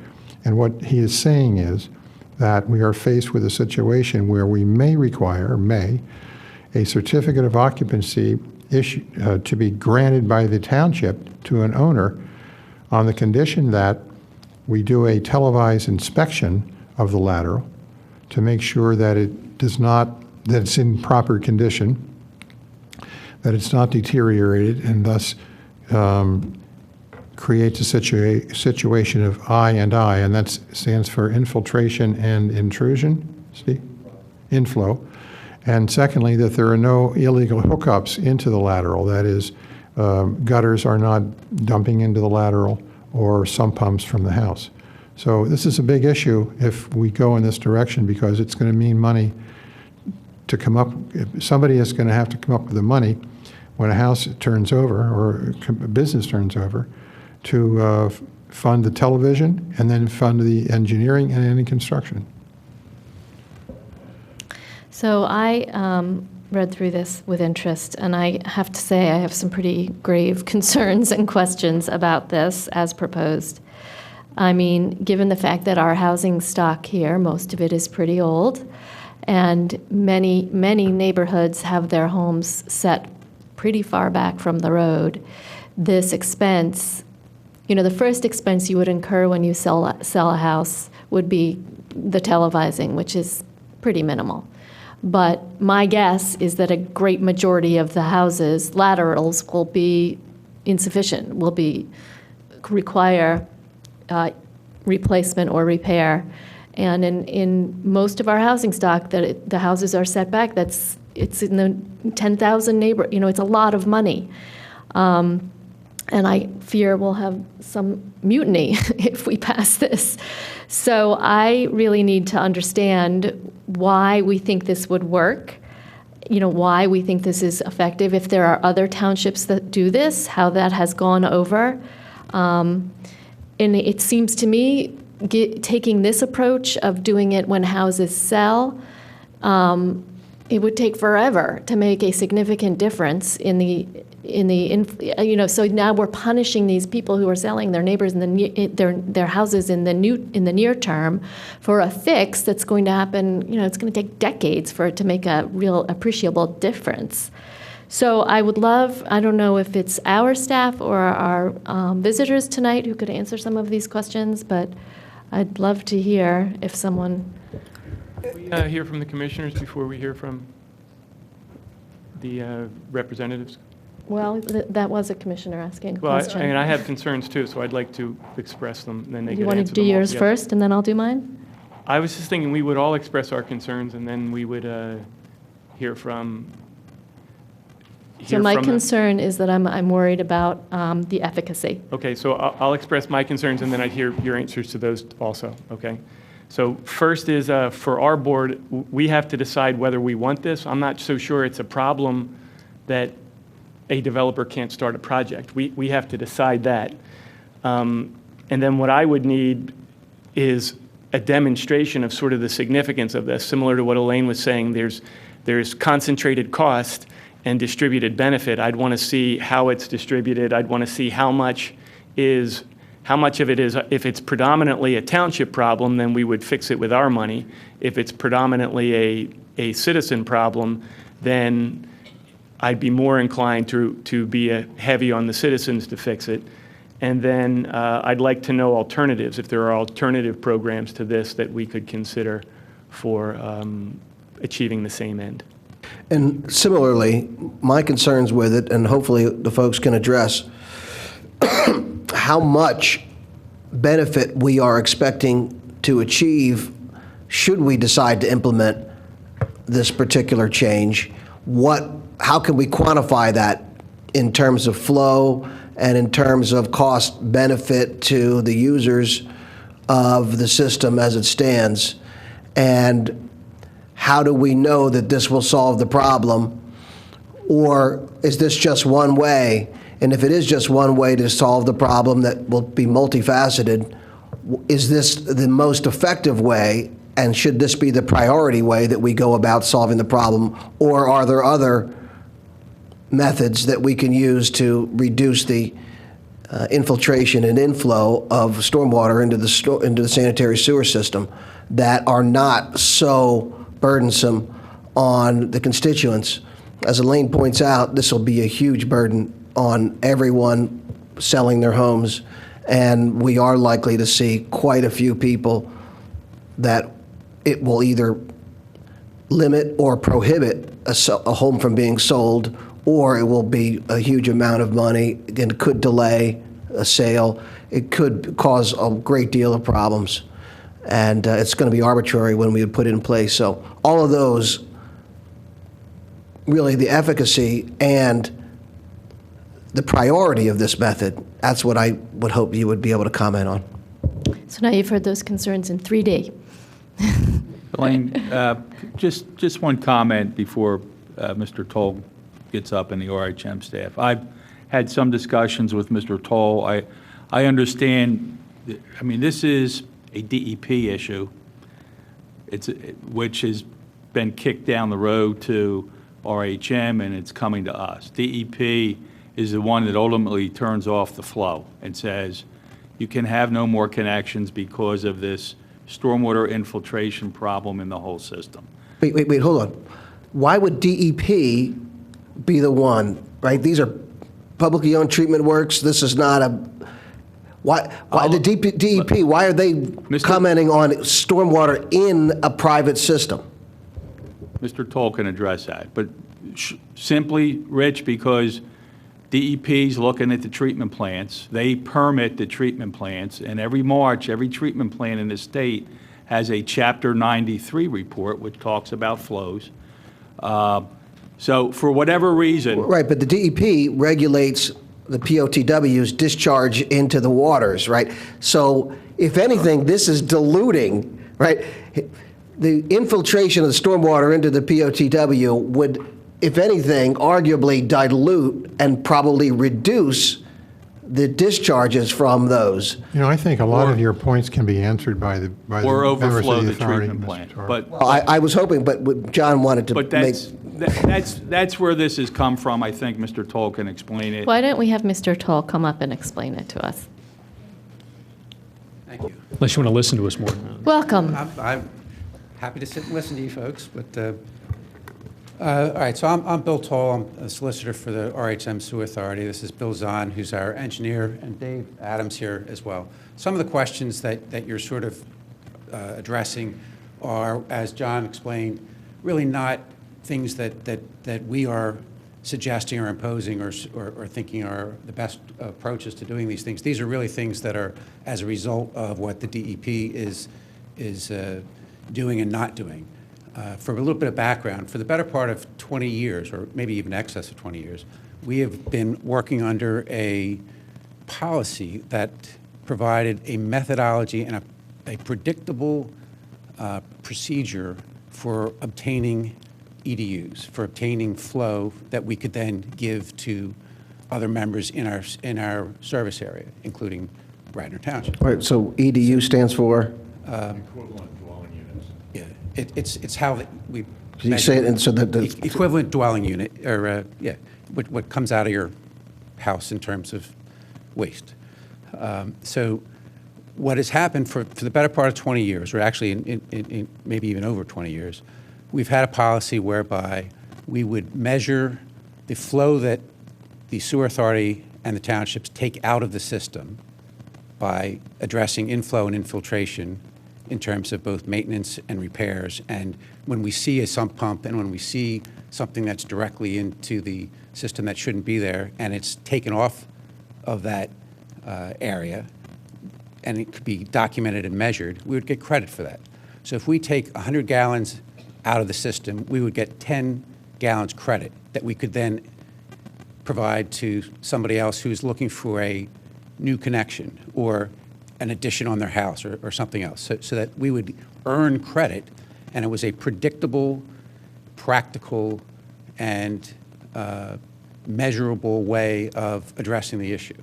That's been in place for about 20 years, wouldn't you say? And that has been the policy, not a written policy, but a policy that has been adhered to by DEP Delcora, DCJA, Springfield, RHM. Everybody's been playing by the same rules and the same approach. And as a result of that, we've actually reduced the flow over that course of time by this methodology. So we have reduced Basically the actual- incentivizing people to reduce INI by giving them EDUs for proving they're doing it. Correct. So we would Okay. only get 10% of what we take out. But then if, it would just go back though, I want to correct that it can't be what you just said, Elaine, because you're incentivizing them to take it out, and then it's turned around and sold to somebody else. So the net is zero. No. If we take out 100 and we put back 10, we're still taking out 90. What basically, every year we would do reports that would document what RHM crews had done within the townships for going in, doing manhole inspections, grouting up.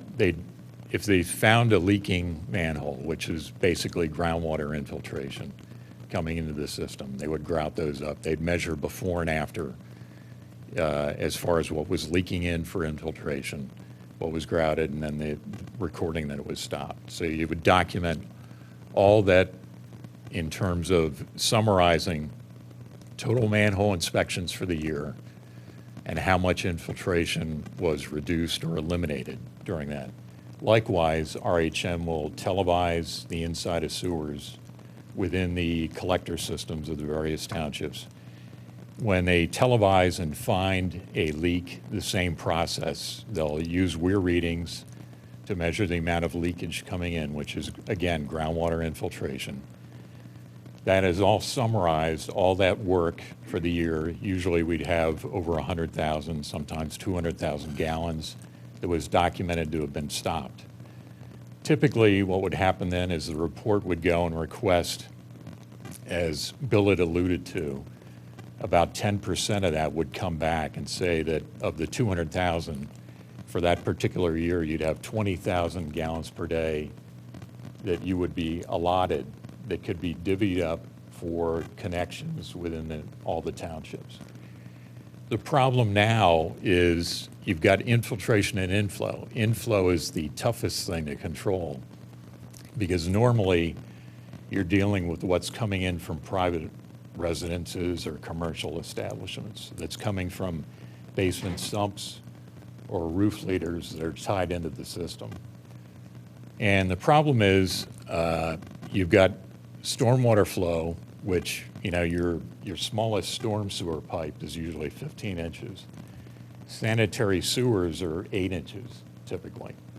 So if you've got stormwater, enough of it that's coming into the system, that's overloading the sanitary system and causing overflows at various points in the system. That's really the problem. And what DEP is saying is they've stopped, they in Springfield, because RHM flows into the Springfield, what they call the scud line.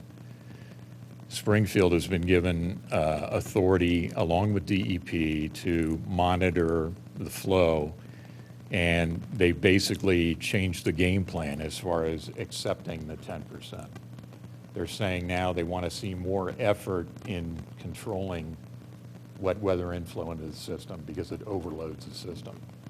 When you have dry weather flows, there's no capacity issue.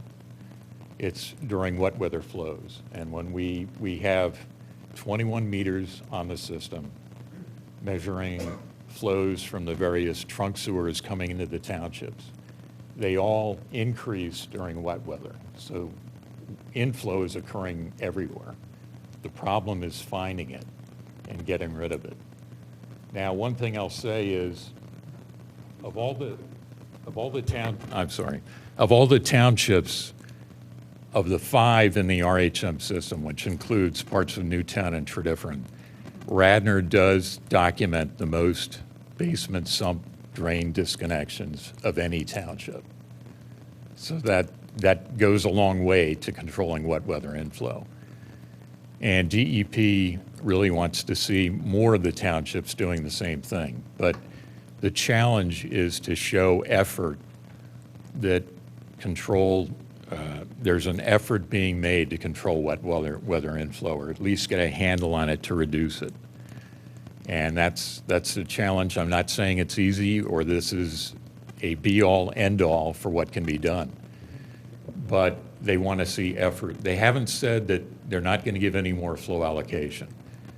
What they've said this year is they've inferred they're going to give flow allocation. They want to know what each township expects to have in terms of EDU connections this year.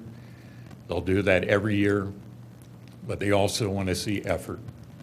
So whenever you can document the amount of basement sump drains, or if you find roof leaders or storm sewers that somehow are tied into the sanitary line, that's document it and get it corrected. That's what they're after. They want to see effort. And as I said, they have not said they're not going to grant flow allocation to us, but they're just changing the game plan. So have you seen other townships adopt like draconian ordinances like this? This particular ordinance, I think, was developed or prepared as a draft during the Act 537 plan update process that was about 3 years ago down at Delcora. And that's a draft as a first step. I do understand that there's about, believe 2 townships, maybe 3, that have adopted it to this point. Who is the they? Who is the one that's driving this that you are trying to satisfy? You're saying, is it DEP? I would say it's DEP and Springfield.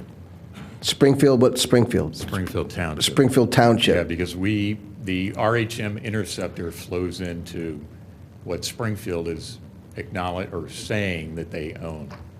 So is it DEP or is it Springfield? It's both. Well, who has jurisdiction? I mean, DEP, I guess their interest is, DEP's only interest is these overflow events, And right? Springfield has had overflow events. We have had overflow events. Okay. During wet weather. So you're saying that DEP Right. is saying to Springfield Township, you have overflow events, and we think you have too many overflow events. We can't allow you to have any more equivalent dwelling units placed into the system because during wet weather you have a greater chance of overflows. And that, Radnor, you have to make sure you fix that. Radnor, Haverford, Marple, and Springfield, basically. Yeah. We're not coming to Radnor like Radnor is the problem. We're making the same presentation and making the other townships that are in our service area also aware and trying to have this conversation with each of them as well. We've started it with Haverford. There's also another one in Marple. I plan to address Newtown in the future as well. Tredyffrin and Easttown are very small contributors to the system, but Radnor, Haverford, Marple, and Newtown are the big contributors to flow in our system, and that's where we'd like to see something. Well, you just said Radnor's actually documented the most. That's right. Removal of sump pumps that are going into the system. That's true. And so it's not like we're not getting any credit for that. It's just that's true. But where I started with this conversation was that for 20 years we had a predictable methodology for earning EDUs. So if a builder or a homeowner or somebody wanted to add an addition or add part to their building or build a new building, or you have a subdivision and you're going to build something next door or something like that, we could tell them that, all right, this year we have X number of EDUs. I can't promise you how many will be there by the time your application comes up, but this is what we have now. And if history is any guide, here's what we can predict. Under the process that the DEP is now employing, there is no predictability. There is no method of earning it. They're basically just saying, show us your good faith and your effort to do something, and we'll see what we can do. What builder, what homeowner, what person who wants to have any sort of project, whether it's a small project or a big project, is going to commit to that kind of a process. There's no way of telling by the time you reach the point where you want to make a development plan whether or not you're going to have the EDUs that you need in order to do so. So until we have something back in place that is along the lines of a methodology that is akin to what we've had previously, it's going to be a problem.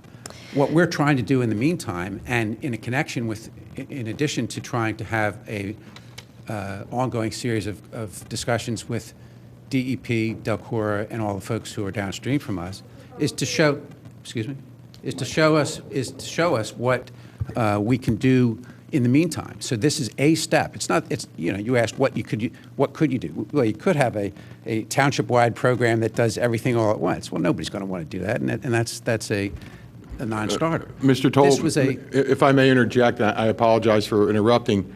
Would that be another possibility? I asked Mr. Zahn and Mr. Toll if the board were to say they will commit X funds annually solely to I&I reduction. Could that appease the DEP in Springfield as opposed to this other thing? I'm just throwing that out there. Can I make a suggestion along that lines? So our incentive here, as I see it, our incentive is our pumping costs, our treatment costs, and our transfer costs. We have to pay a fee for all the infiltration and inflow that we transfer. We have to chip it ourselves, we have to pump it, and then ultimately we get charged to treat it.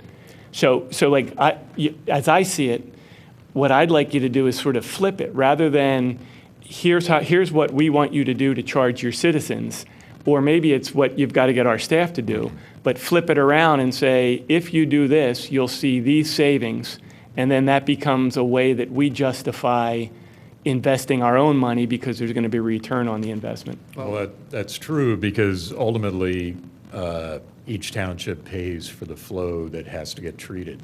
Right. So that all moves up through the system from Delcora, what gets treated in Philadelphia.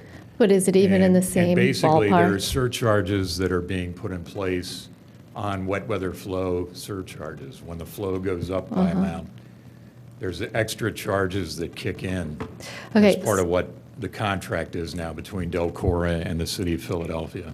So yes, there would be a savings to the townships if they were to employ There'd be a efforts like savings, this. but it would probably be pretty minimal in comparison to the cost of replacing everyone's laterals. Again, it's very challenging because you're dealing with private ownership, and Right. finding the problem is not easy. I'm not here to say Can we that make an it is. estimate of what you think infiltration and inflow costs us?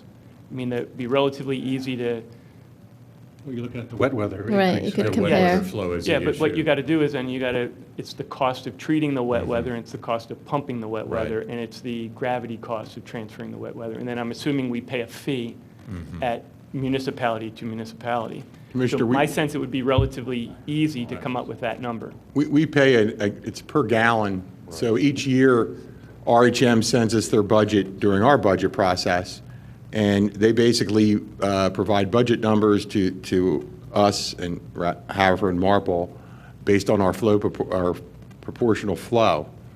And we do get, Mr. Zahn sends us graphs every month of what our flows are, and there is no doubt in wet weather, the graphs peak. So we could come up with that. It is sound sanitary sewer system maintenance to do I&I reduction. We get what we get a lot of through what RHM provides us. We have the largest flows, so we get the most days out of the other two, other than the other two townships in, grouting, replacing manholes, sealing manholes, and so forth. I think, and if I don't know what Mr. Zahn and Mr. Toll thinks, I think if we were to go on an aggressive I&I reduction program that's funded by the township, well, then obviously all those costs are spread out over all the residents, whereas this is the cost is borne by whoever's selling their house.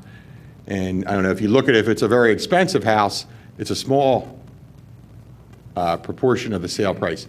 You look at a less expensive home on the smaller end, the cost of the lateral doesn't change based on how expensive your house is. So it could be, $2,000, $10,000, $12,000 for a home that sells for $400,000. It could be the same for, one that sells for $2 million. But I mean, do you think that's viable if the board were to commit and say we're putting in the budget X dollars for I&I? Well, hold on, guys. Before you respond to that, Steve, I think you missed the question. The question was, can you please quantify what we could expect if we did implement this right? So there's two elements. One, if we implemented this, what could we expect in the reduction in our fees on a township so we could estimate the benefit from it? And then two, presuming, as Elaine stated, which I think is probably accurate, that it's going to be a minimal savings, what benefit would we get from what you're proposing, which is a commitment of certain funds? It's two separate ways to attack this. What I can tell you is, I can tell you from Mr. Zahn's graphs what our baseline flows are and what our wet weather flows are. What I cannot quantify at this point is, if you budget $100,000, we will save 40,000 gallons per day of infiltration. As Mr. Zahn had noted, it's not easy to find. So we're going to go to lines that we think leak, and we're going to go in there, but I can't tell you pre-budget time that if you spend $100,000, you gain X gallons per day. Can you tell me what you estimate implementing a homeowner burdensome requirement like this, what that would reduce it? Any estimate whatsoever? No, again, so unless we physically go out and measure the laterals that are leaking, I can't quantify that for you. I can't say, well, an average lateral will have this much inflow or this much infiltration. It's based on when you televise it or when you inspect it. And it's the same for our lines. When we go to lines that we would consider to be leakers, you know, you can use a weir, there's other ways to estimate, and we say, okay, this line is leaking, 12 gallons per minute, 50 gallons per minute. And then we come up with a method to stop that. So either we grout the pipe, we line the pipe, we replace the pipe, and then we say, okay, we were leaking at 40 gallons per minute, now we're not leaking at all. We've stopped 40 gallons per minute of infiltration, or we've found manholes out in the field that were too low and we've raised them and we think we've stopped inflow. We think. But I can't tell you up front what we're going to save until we actually go out and try to do it. Understood. And what you're saying is you don't have any estimate of what that would save. It seems to me the first thing we ought to do is we should file suit against DEP and Springfield for arbitrary and capricious action. But aside from that, we should look at how many rain leaders are actually going into. So instead of, we might find that it's not necessarily a huge infiltration problem from laterals, but there might be a large savings just from people that have their roof drains going into sanitary. Well, that's correct. One thing or one way, the principal way of finding roof leaders that may be connected is by what they call smoke testing, which leads to some other issues where you plug the line, you basically, the sanitary line, you basically force in smoke, and then you see if you've got smoke coming up through roof leaders in a certain neighborhood.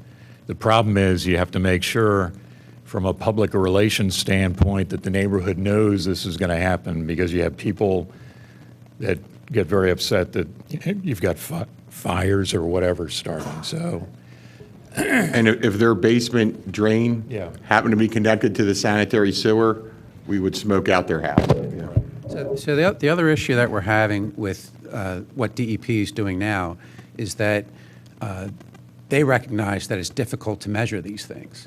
And the actions that we are proposing, the actions that we're taking, aren't, some of these that we are suggesting would be things that we could actually measure and take credit for. Some of the things that we're talking about, you're not necessarily going to be able to accurately measure, and therefore aren't going to necessarily have the kind of result that DEP is looking for in terms of saying, here's what you're getting for your effort or your dollar or whatever. And this really is a proposal to make the effort and make the something that we can demonstrate we're doing, and in some instances having a measurable impact. What that would be, like Steve said, you're not going to know until you get there. If you have an area where it's, the place has recently been sold or repaired or whatever, you're not going to have a problem. So you could have a lot of sales that have had recent work done or some other kind of reason for improvement or inspection, and you won't have any issue. Whereas you go to a place that hasn't sold in 30 years, and now it's hit or miss. Maybe you will, maybe you won't. But you won't know till you get there. And trying to suggest that if we put X number of dollars towards an inspection process or an inspection effort, that you're going to have a particular estimated result, I don't think you can make that correlation. Understood, but this is such a particularly burdensome solution that you're asking for. And also, as Elaine points out, it's likely to be not that effective because it's very limited to only those people that are transferring homes. Where I suspect the biggest problem is people who have existing conditions that they have sump pumps and rain leaders, and people who don't even know that this is the case, that was done 30, 40, 50 years ago, and that those need attacking those, as well as leaks in manholes and public facilities that we can access immediately, that attacking those areas would produce a benefit that would be commensurate with the expenditures. This seems to me to be much more burdensome than is rational for the expected outcome. Especially, we have no idea what the outcome is, but we do know that this will be incredibly burdensome and incredibly difficult for people to comply with, and will result in a great deal of hostility towards government. Well, again, it's probably less effective than trying to do something either township-wide or ward-wide, or a method which would be designed to cover the entire township over a given period of time. But this is another way that was probably more palatable than anything that would be on that scale or on that basis. And to the extent that you get started, to the extent that you are able to make whether you want to call it a public service announcement or a campaign to try to get people to do that. There's different things you can do to provide incentives for people to self-report and take things out of their own homes and businesses should they find them. Like you said, some people may not even be aware that they have them. Bill, just one issue, just so we're clear. Right now, you have an ordinance that does an inspection, that goes and examines the roof leaders and the sump pumps. So you're dealing with that now under your current regulations. For home sales. When properties change hands. Yeah, so that happens. You do that, you do sidewalks, and House numbers. you do house numbers. So that happens. This would add the lateral to it. All right, so I'm going to say that this particular ordinance that in front of us has no future here. However, the point is well taken that this is something that we need to address, and we need to come up with some sort of method for getting EDUs, a dependable method like what was in place for 20 years. Well, unfortunately, DEP has basically decided that wasn't the policy that they like. A new policy.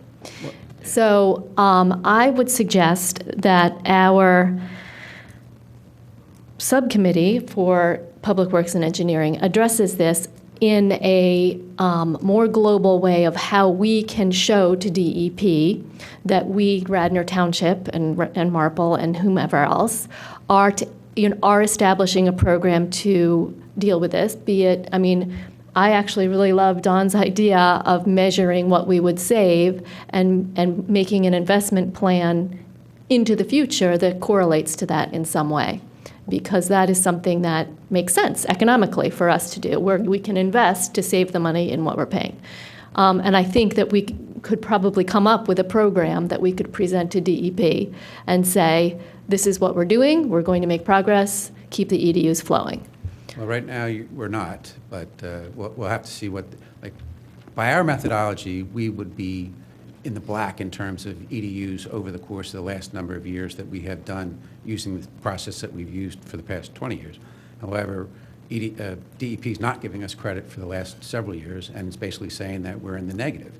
So we're not getting new connections. And if you look at where people have the ability to build, Radnor is one of the main locations, whether it's new homes or additions or whatever. The other places below are mostly built out. So you don't have that. So Radnor, I think, has a little more of an incentive than perhaps some of the places south of here. But your point's a good one, and what our interest is is being able to then go back to DEP and say, here's what we're doing, here's our effort, here's how we're demonstrating some progress. The question is going to be, A, is it something that goes far enough, and B, is it something that we can measure, in addition to our effort to try to get back on track with something that's predictable and can result in some sort of earned EDUs to the point where we can actually have somebody who wants to develop in anywhere in our service area be able to say, okay, you know, here's what I understand the lay of the land is in terms of process EDUs and make an informed decision, whereas Right. that's not the case at the moment. Well, and what I'm saying is that if we came up with a system of investment in this that was methodical, that had a consistent investment that matched what we're saving over time, and we had a methodical approach to inspecting these laterals and enforcing them when they're not, to me, is a far more efficient approach than randomly depending on home sales, which that's so random. It's not going to give you consistent, predictable results. A program where you have a method of identifying these and investing in fixing them is going to be much more efficient and predictable. So I can't imagine that DEP would frown upon that. We'll see. We Well, certainly welcome the it. problem with what Steve just said is that he can't give an estimate for a given number of dollars. So that it doesn't correlate. $100,000 doesn't always produce an estimable reduction in flow. I guess what you're suggesting, though, could be some type of survey by neighborhood or ward that would eliminate systematically, through tracing out connections to any kind of feeder system, inflow that is unauthorized, especially from stormwater. So a survey, whether it would be voluntary or it would be some engineering review, an exterior review, somebody must have an idea. The guys who work on the lines probably have a pretty good idea where they think there are issues and trace those out. That's the I&I study. So, I mean, what you're saying, what you're putting forth, Commissioner, is what we would do. You televise the lines, you do it in the middle of the night, you're looking for a flow at 2 o'clock in the morning. Why is this flowing? We take the temperature of that flow, try to determine if it's groundwater. I mean, that's what the study is. You go through these neighborhoods, and the best time is we do it at night because flows are supposed to be low or minimally existent. And that's when you start to see that. You do it during the dry weather, and if we see that, you know, lateral A is pumping out constantly, is it their sump pump? Is it some other thing? And when streets flood, right, that's the inflow. That's when the riser that comes up on your front yard becomes a conduit. It's a 6-inch conduit for stormwater. But what you're describing is the study we would do, and then we go attack that. And again, All right, so would the study alone, so Steve points out, if we commit money to a study that will identify these, wouldn't that satisfy the folks? Some of that's already been done. Now, we've done portable metering within the townships over the past 10 years, which identify neighborhoods that have higher inflow than others. And these reports have been submitted to the townships in the past. so maybe if we commit to repairing That's a them. starting point to look at those reports again. Get the reports and start with repairing them. Okay, what I'd like to do is convene a meeting of our subcommittee on Public Works to go over these issues and see if we can come up with a township plan to recommend to our Board of Commissioners on how to identify our problems and fix them. And we would But we're we'd not- be happy to help in any way. The and provide subcommittee isn't any going to be able to come up with a plan, right? Isn't it? I think it's you have to come up with a plan. So what I hear tonight is that this board is not likely to support the resolution or the ordinance as it's presented for the reasons that we described. But there could be a commitment to solve a real problem. But I don't see our subcommittee as having the technical capability to develop a plan. I think it's your office with Steve coming to us and saying, based upon what we heard, here's the plan. So others feel differently, but that's my sense of it. I would agree. I don't think that this is a reasonable burden that we can place without having a lot more particulars. We're not going to get those. What we could talk about, though, is either doing the studies to try to identify the inflows, as well as committing to search out and solve the problems for the studies that have been done. But that's not going to guarantee, and there's no dollar-for-dollar guarantee of reduction in doing that. But there is a guarantee of a commitment to look at those issues. Right. And certainly these administrative agencies and the other sanitary sewer systems should look favorably upon that, I would think. I can see a subcommittee gathering information. We can work with Yeah, and the with your subcommittee help. will take the options from staff and weigh Yeah. them and see which ones Yeah. have a political future and which ones don't. So that's what I'd like to do. Is there a time limit that you're under, or time pressure you're under? We're working on a couple of different approaches. I mean, obviously, we have a significant disagreement with DEP's abandoning the policy and we're trying to do something with the other people in our service, in our watershed, to do something about that.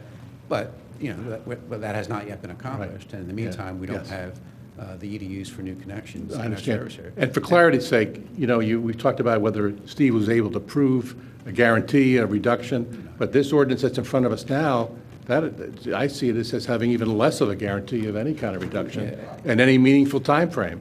Is that fair? Is that a good characterization? Well, it's a process that would never have the township-wide coverage of improvement because you'd only ever be addressing a certain number of houses per year. So clearly that's the case. What we were thinking was that you'd be addressing the least number of people at one time and trying to do it in a way that was basically more palatable than some of your other alternatives. But we'll keep working. Thank you. Thank you very much Thank you for coming. All right, I'd like to move Thank you for on.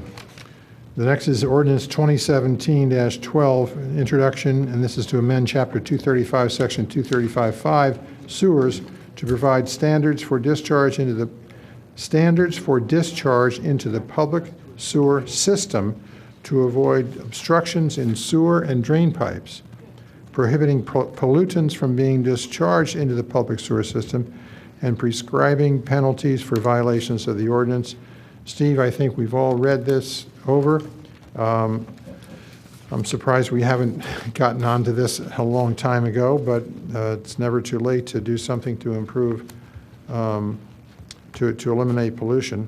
So why don't you give us a summary of what this is all about? Sure. So we've had some incidents in recent times of restaurants and their grease discharge, not only blocking their lines on their lots, but making it a way into the township sewer system, and then causing us to be clogged, and it takes up a lot of our resources. You could have possible sanitary sewer overflows, but it's a big issue, and it's not just in Radnor. It's anywhere that has restaurants, this is a possibility. So in meeting with Solicitor Rice and our group and ComDev and Engineering and Public Works, Solicitor Rice came up with what he thought, and I concur, is a way for the township to try to address these issues with eating establishments mainly. It's mainly eating establishments where when we feel that we can pinpoint where this grease is coming from, we can approach that eating establishment, ask to check their grease trap. They're going to have to provide us with a list of when it was cleaned. They're supposed to be able to show that to us. And if they don't comply, I think it's Section F, there is enforcement requirements. And so it's not just the township. We've had lines clogged with grease on Conestoga Road that caused backups in 4 houses that had nothing to do with the problem whatsoever. It had nothing to do with them. So we actually have a meeting, I think, in a few weeks to establish just how this process would work. And, Public Works was going to be the feet on the ground doing the checking, and community development would provide the enforcement letters, and we would go to court with them if we had to push that forth. So it's a good start on trying to address these issues.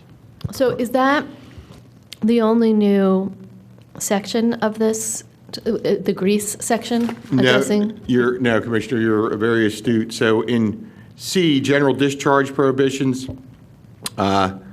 these are requirements. These aren't, I called Delcora because, or Philadelphia, usually there's something you see called local limits, and that's where they set for us limits for chemicals up and down. This was provided by Solicitor Rice as far as, and it's pretty standard stuff, temperature of the water, pollutants, and so forth. So it addresses pollutants from any entity, and it also addresses grease to a Do point. we have none of these, Steve, now? We have none of these limits at all? So are all of these limits new? They are not, Commissioner. I'd have to check back and see what we currently have. Okay. Our current ordinance is not as cohesive as this one, as what Solicitor Rice wrote. So this is more has greater breadth and Correct. greater depth than our, okay. Yes, sir. So here's my thoughts on it. This is a good idea for the same reason that the previous one was a bad idea, meaning that the previous one had this concentrated cost and the benefit was distributed and felt by lots of people. This is the opposite. You've got a handful of people that are imposing a cost that is absorbed by the greater population. So we should support this kind of idea, and I would think I'm going to support it. Now, the only hesitation I have tonight, which might not stop it tonight, is I always prefer a red line version so that I can see the difference between what we have now and what we have proposed. So I don't know if you can summarize the differences. If they're small enough, we can get the red line version at the next meeting. If I'd they're- have to talk, because he basically rewrote this. I'd have to ask Solicitor Rice for that, how it compares to, because some of these things aren't even touched on in our current ordinance.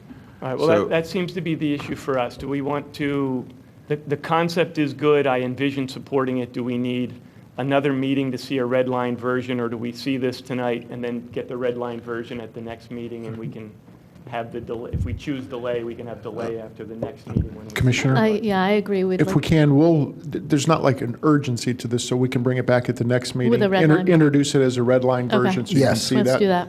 We can do that. That's fine. Or if it doesn't redline because their changes are so vast, we need to have some kind of a summary.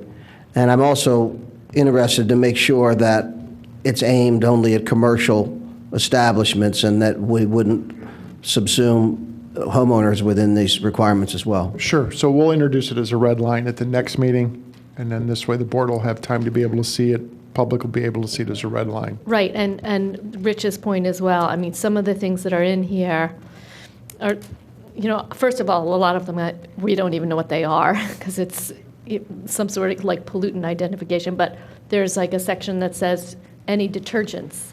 Homeowners may have detergents in their wastewater. So I think we got to be careful who this is going to apply to, and that we understand what we're enforcing. Is the intent for it to only apply to the commercial entities that are prone to this type of problematic activity? Or is it intended to apply broadly to residents? Steve, sorry about that. All right, Commissioner, this applies to anybody.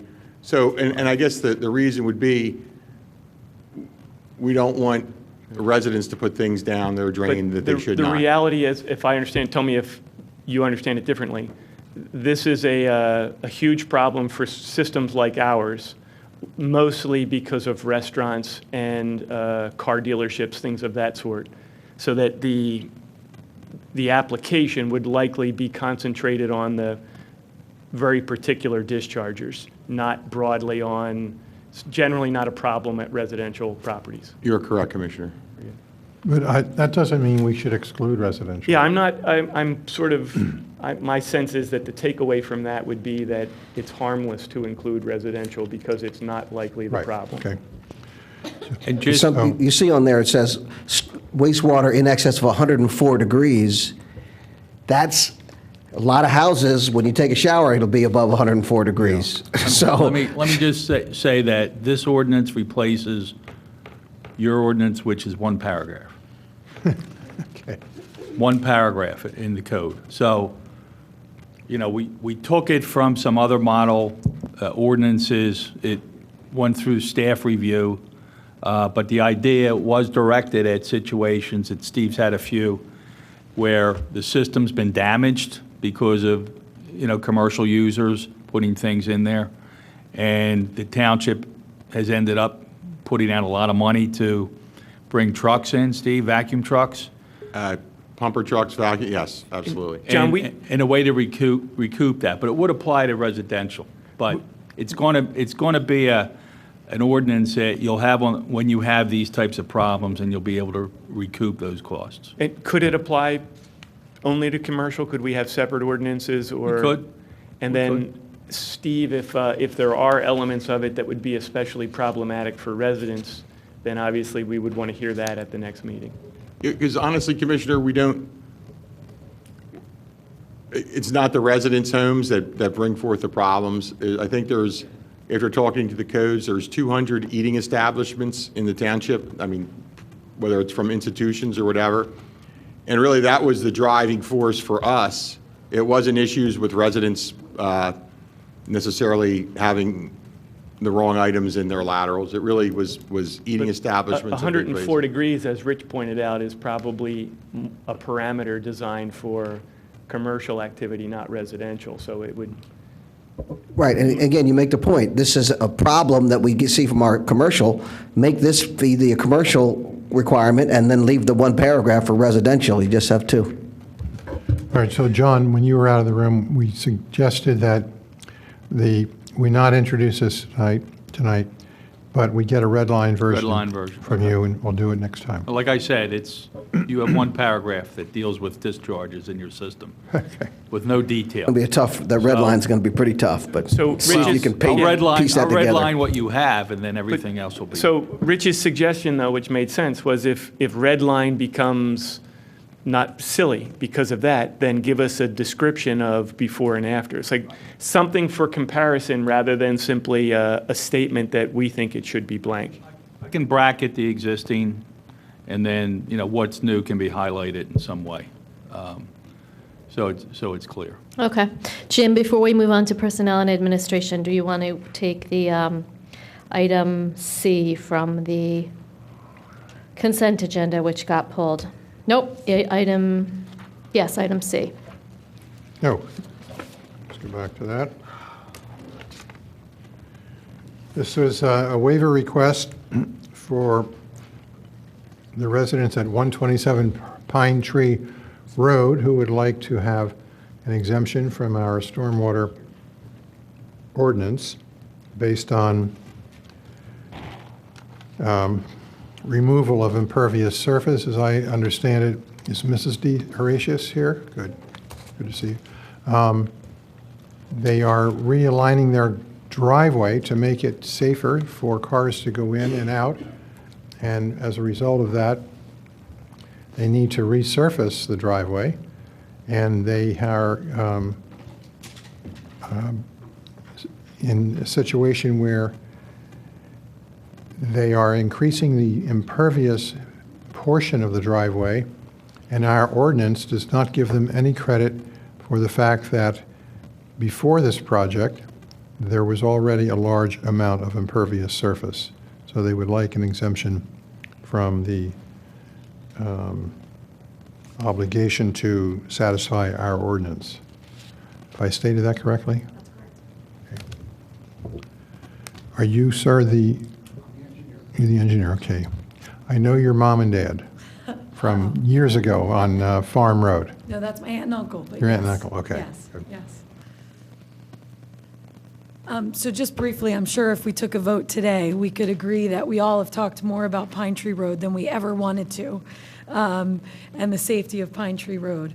We actually live on the curve, and we have attended most of the meetings, but have not necessarily been terribly vocal about anything because, as we can agree, it's a really difficult situation to control the speed. However, we like where we live, and we would like to remain, and I would welcome you all to come over and try and pull out of our current driveway. Going down the hill, there's a sign that says driveway ahead, dangerous curve. and it's our driveway. So we would like to move it so that it comes out at Rock Rose, improving our line of sight, as well as cars will be able to see us pulling out. I know that the township just paid for much of the brush to be trimmed back 3 feet from the curb, and we have been actually in alliance of that. They didn't have to trim anything on our property, but we really feel like this would improve the safety of our family by realigning everything. So we're knocking down our current garage, making the garage openings, shifting them essentially 90 degrees and facing the street, because right now they're facing sort of down the hill, and moving the driveway so that we can actually change the grade of the driveway. Right now, the slope is 15%, which is pretty steep, especially with snow. And so now we would move it to closer to the street. It would be 1 to 3%, and then there would be an area where it would be 10%, and then we would have a flat area where we would park the garage that would then be 6 steps from the house. So we would have Now, to. if you did not get this waiver, if our board did not grant it, what would be the penalty that you would, not penalty, what would be the burden you would have to carry? We would have to move. I have 4 young children, and I can't have 16. Well, you could build a system, could you not? Stormwater retention system. Oh, yeah. Yes, we still are going to have to build a system. I was just hoping it would be smaller. Okay, I see. That's all. We're Yeah. still, and I'm going to plant nice grass. I mean, we're still going to have to build a stormwater. I just hope it's smaller so that it doesn't take up a large part of my yard. Because I'm Yeah. not keeping the driveway. Well, I don't hear anything that's out of order here. So I'm going to move that this item from the consent agenda be approved, that we grant the waiver request to Mrs. D. Horatius at 127 Pine Tree Road. Second. Okay, I think it makes sense. Generally, our threshold should be new impervious cover. And I'm assuming that the highway or the road occupancy portion of this is all resolved, that we have no issue with where it goes. So my sense is it's prudent for us to allow this. Well, I'm just having trouble understanding. Is there a net increase of impervious coverage or not? No. It's a net decrease. It's about the same size. It's about the same. Yeah. We're connecting our house and our garage, so there is an increase in that.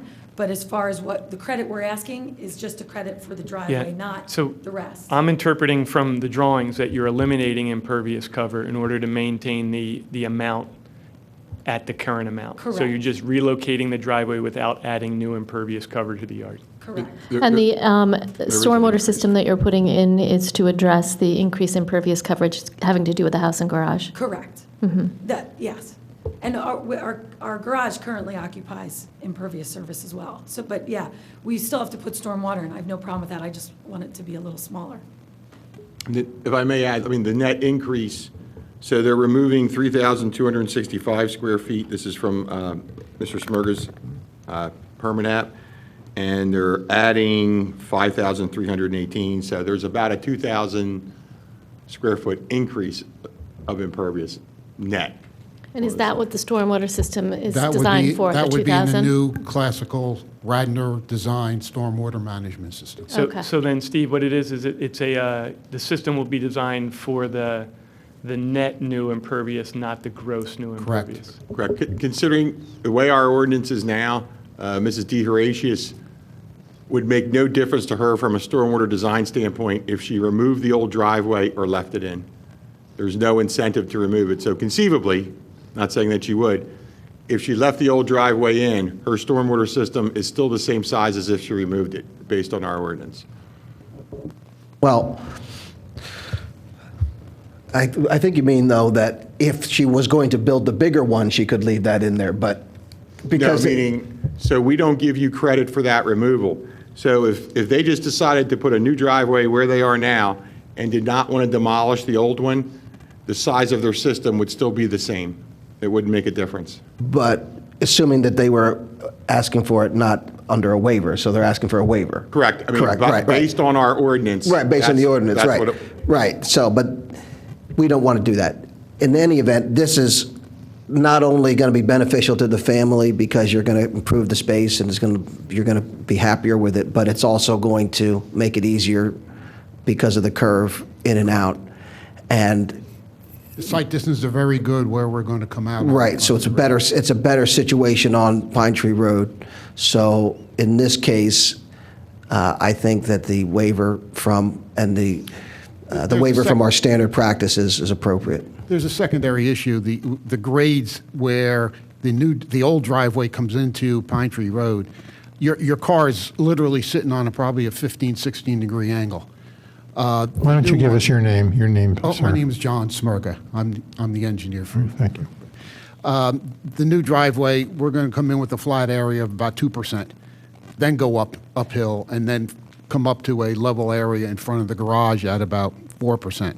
So it'll be a much better, safer for them. Right now, you can park in her garage, you can't open the door. You can see the grades that are in the topographic lines there. You can see how many there are. So I can tell it's a steep grade there, and I know the house as well. So I understand the situation. Typically, we have everyone designed for the new impervious without reduction for the offset, but in this case, in this limited I've case, designed many systems in this township. right? In this limited case, I can see the rationale for it based on the improvement of the ability to come on and off of the road. Is there any other comment from the board, from staff, from the public?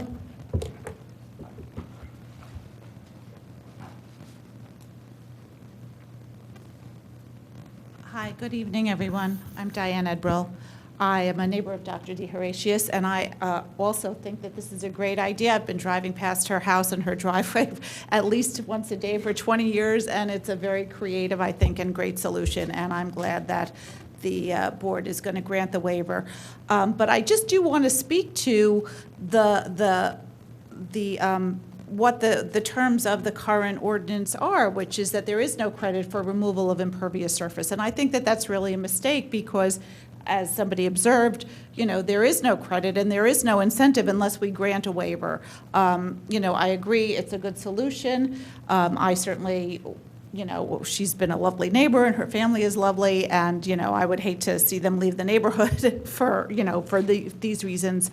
But, are you creating a public safety exception to our impervious removal statute at this point? Because that's what it sounds like, and I think that's a mistake. I think that the statute maybe should be revisited, and people should be given credit for the removal of impervious surfaces, and that if there is a net, either a net no change or, maybe not a net loss, but to really count in old impervious surface that as if it's going to remain there, I think doesn't serve the interests of anyone in the township. I understand why it was put into the ordinance, and I do, certainly we do have stormwater runoff issues, as everyone is always talking about, but, let's be consistent, and let's think about why. And while I think it's a good solution in this particular case, I don't think that there should be, if we have to keep making exceptions for good reasons, then maybe we should revisit the statute. Thank you very much. Thank you. Diane, anybody else? Okay. Did this get moved in? It did get seconded? Okay.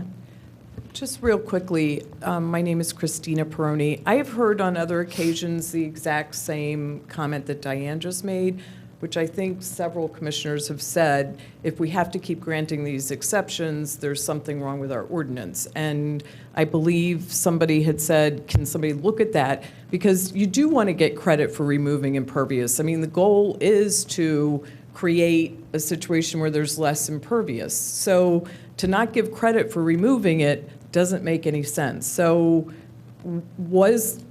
did you guys ask to look at that? I'm looking at a global issue, not this personally. Of course, everybody wants you to have your driveway. So I just would ask, can we put that on the agenda to talk about, to look at that? Because I know it's come up many times. I think that's an issue that we can take up. There's a push to modify the entire stormwater. We are in a long, drawn-out Right. process of modifying the entire statute, and it's going in front of our subcommittee shortly. We're in the middle of processing, but that is also one of the things that our MS4 contractor, Meliora, is going to help advise us on. on that statute and changes to that statute that will incentivize infiltration. Great. So, Great, thank you. Okay, that's everything I have. okay, we need to vote. Yes. I'll go, is there any more public comment? I'll go ahead and call the vote. All those in favor say aye. Aye. Any opposed? Passes 6-0. Okay, so next we are moving on to Personnel and Administration, which is chaired by Commissioner R. Thank you. I will move for discussion resolution number 2017-81, Willows Mansion Steering Committee and Board discussion on the creation, composition, direction, and duties of the committee. And I'd like to open it. Is there a second for this so we can discuss it? A second for the proposed ordinance. Did you move it? I did. Okay, I'll second it. Great. All right. Is there board discussion on this particular motion? Well, whoever brought it to us should tell us why they think it's a good idea. That's the way I see it. Whose idea? What's the genesis of it? Our solicitor drafted this. Why, John? Sorry, John. You did this? You did this, John? The board talked about creating a steering committee at the last meeting. It came from the board to the manager to me to draft a resolution. So This is just our kind of standard setup. this is, with no, what's this group specifically going to do? I just went back and looked at the Barton Partners proposal and tied it into that since you awarded that agreement to them. So the board authorized this at your last meeting. There was a discussion about doing that after you hired the consultant. So as you Okay. can see, there's not a whole lot of whereases in this resolution. Right, It's just, right.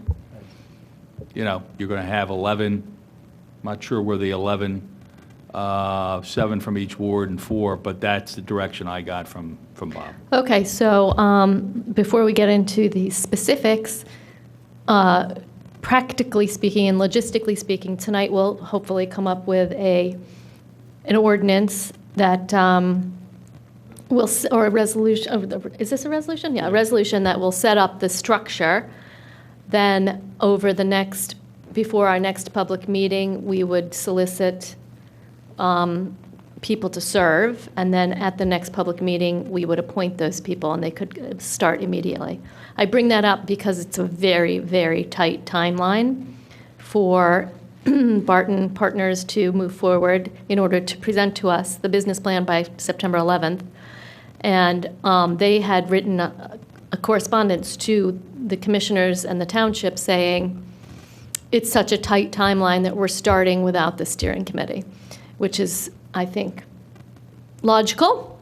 But, and they have requested to have their first public meeting the week of July 10th. And that is our next public meeting, is July 10th. So there's no possible way that we could appoint a steering committee before their first public meeting, because we don't have any public meetings between now and then. So before we appoint one, we need to decide if we want to appoint one. So concerns I have. One, I'm just not willing to put the authority into a group. I need to be involved in it, so that's one concern. I don't know that we can appoint a group of 11 people and use that group to come to a conclusion on the timelines that we've established. So I'm not sure that's very practical. Alternative for me, so 3 alternatives. One is we pass some kind of motion or some kind of resolution in which we endorse the group as it's formed already. And I believe it was identified by name in the proposal. We just endorse them. They're free to assemble, vote, change their membership in any way. We just need a group of citizens to self-select and report to us.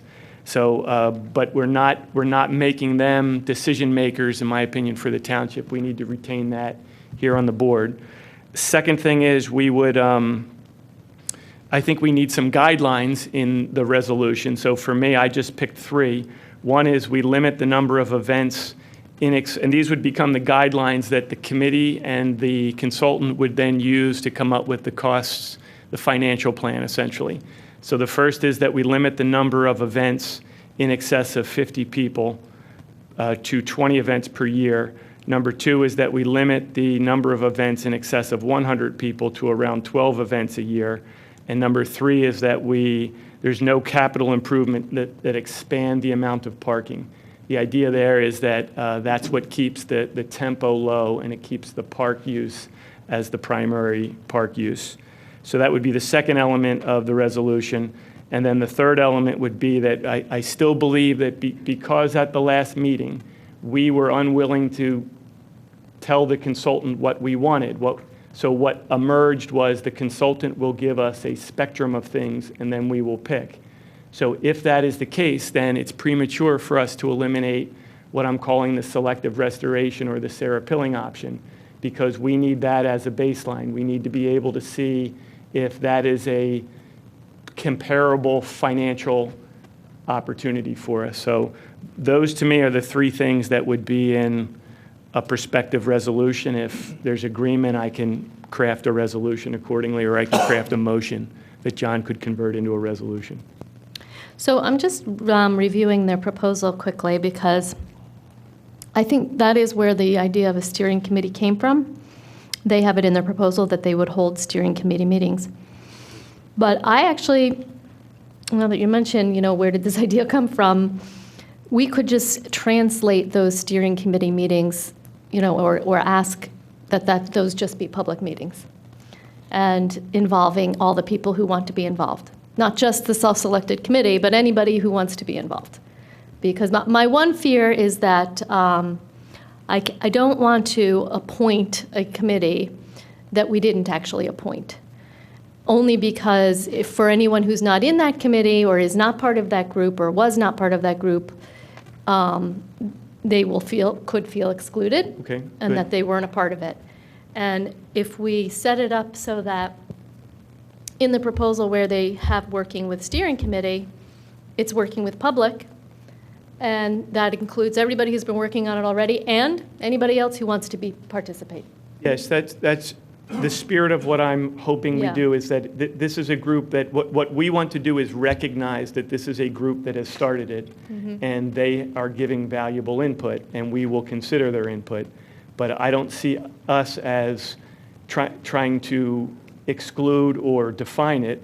I'm also worried that when we define it, we will define the outcome, meaning we disagree internally, and we will essentially define what will ultimately lead to a 6-5 vote, or something like that among the members. So let them assemble any way they want, keep that open, and then they just make recommendations to us, and then we consider. I can assure you that we will consider the recommendations, but we will just give them the consideration when we make a decision. I would support that, not having a formal steering committee. I think it's probably easier and more efficient for Barton Partners, who has to put this product together so quickly. And it's actually more inclusive of people who want to be involved. It does make it more of a public process. Yeah, Which is what we wanted from the start.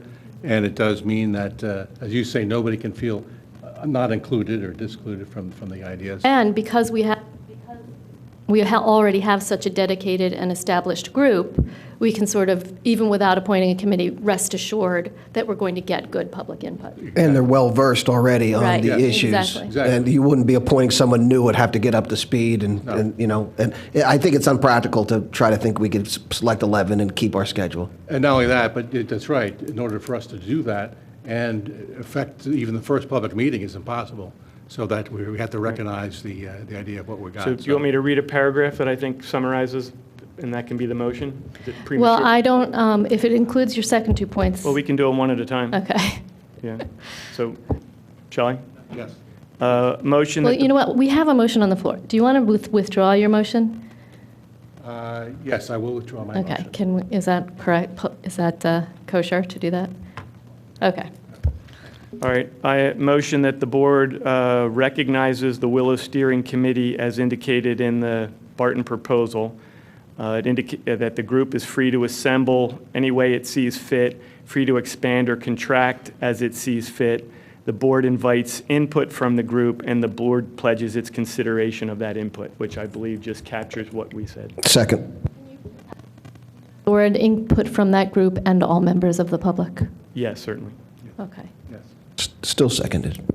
And that way, they don't have to be part of the group officially to come and give their opinions. All right, any other discussion on that motion? Any Well, staff comment? does that mean that the steering committee is the official? There's no steering committee. There's no official. It's a group of citizens that are going to give input. They will assemble as they see fit, and then they will come back to us with their input. There's Okay, no- so it's a little bit different than what Christina Peroni Yes, it is probably has asked different than for. what she's envisioned. And does this, because I've had one woman come to me and ask to be put on a committee or the committee. That's, I want to make sure that. She may show up and be part of it. She just should like go to anyone every else. public meeting that they hold, because that's where the steering committee will be given. Right. I mean, they, We are recognizing the steering committee as part of, as noted by Barton, so that kind of does, I thought that did comport with what Yeah, Christina suggested. it provides some validity to it. Now, this is a group that isn't going, somebody says, I'd like to be a part of you. They're not going to say, well, we don't think so, or pay the fee. They're going to be as open, as they can. So we don't need to define how they become open. They will become open on their own. Which still returns the overall overseeing of this to the Board of Commissioners, Yes. which is how we started. Yes, nobody should be offended by this action. It should be inclusive of everyone's interest. any other comments? Any comments from staff? Any comments from the public? Hi. As a member of the Willows Park Trust who has been working on this project for a very long time, I am very grateful for what all of you are saying in that you want to support the work that we've been doing. And going forward, I love the idea of any meetings being all public. I totally support that and think that's a great idea.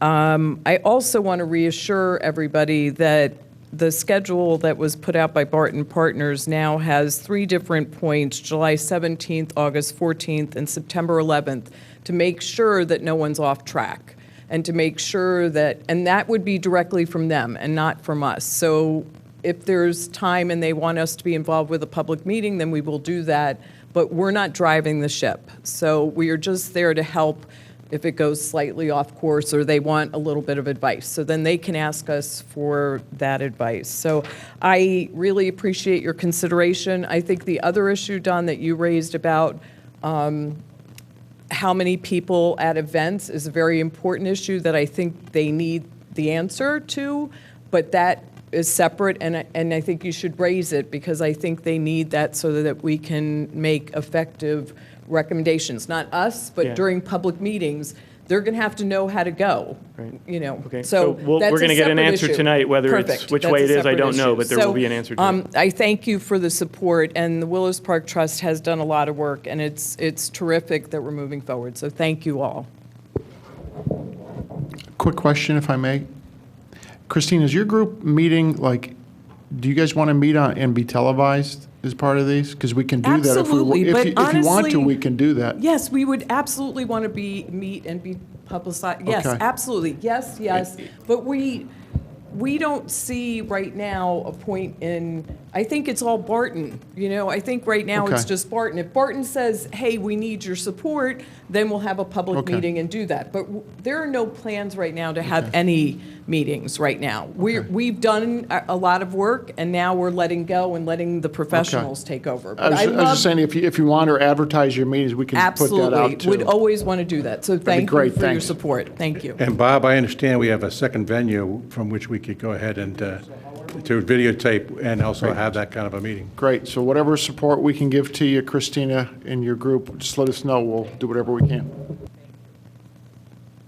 Hello, Roberta. Thank you. I think Roberta Winters, 326 Williams Road, I think many of my questions were answered, and I would like to thank the board for their consideration of having the public meetings for input and also providing a process by which they can be advertised and televised for the public. I think that's always very important.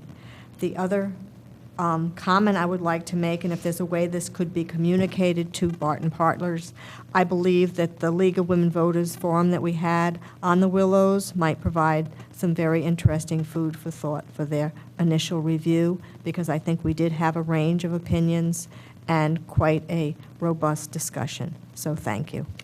Thank you, Roberta. Anybody else? Okay, I'll call the vote on Don's motion.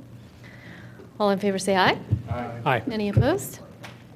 That passes 6-0. All right, and the second one is I motion that Barton Partners consider the following assumptions in its financial analysis. Number one is to limit the number of events in excess of around 50 people to 20 events per year. Number two is to limit the number of people in excess of around 100 people, number of events, in excess of around 100 people to around 12 events per year. And the third one is that there shall be no capital improvements that expand the amount of parking available for the activity. Second. Well, I would prefer not to put those restrictions on this process at the get-go, and I feel like the whole point of having the public participate is to get input on those issues of the tolerance level of the public and what the public wants to see there. And I want to hear from our experts what levels support sustainability. And they may or may not fit within those restrictions, and I don't want to not hear about them just because they don't fit into those restrictions. I'm not saying I would make a decision either way, but I want to give them the freedom of doing the math of how to make that place work. So. Respond to that then. So first is any level is sustainable. We could have a nuclear power plant there. We could have Great Adventure there.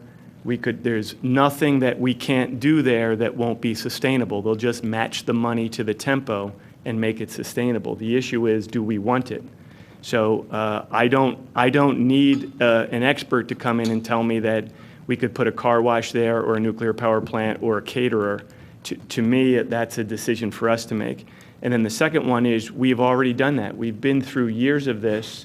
We've heard from the public. We've heard from the citizens. We've heard that they don't want a high tempo that compromises the park. So it's incumbent upon us as the policymakers to assert the tempo and then make the experts respond to the tempo that we assert. And I think that we have done that job in our RFP. It is in the proposal, and I think they have a very good idea of what we are looking for here. We were very clear about it, and they will further refine it through the public process.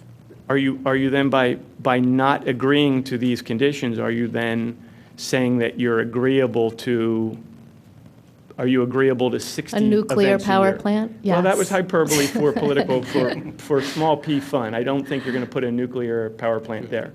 But the difference is I do think, I mean, for 2 years, I watched the board defend 125 events with 150 to 200 people.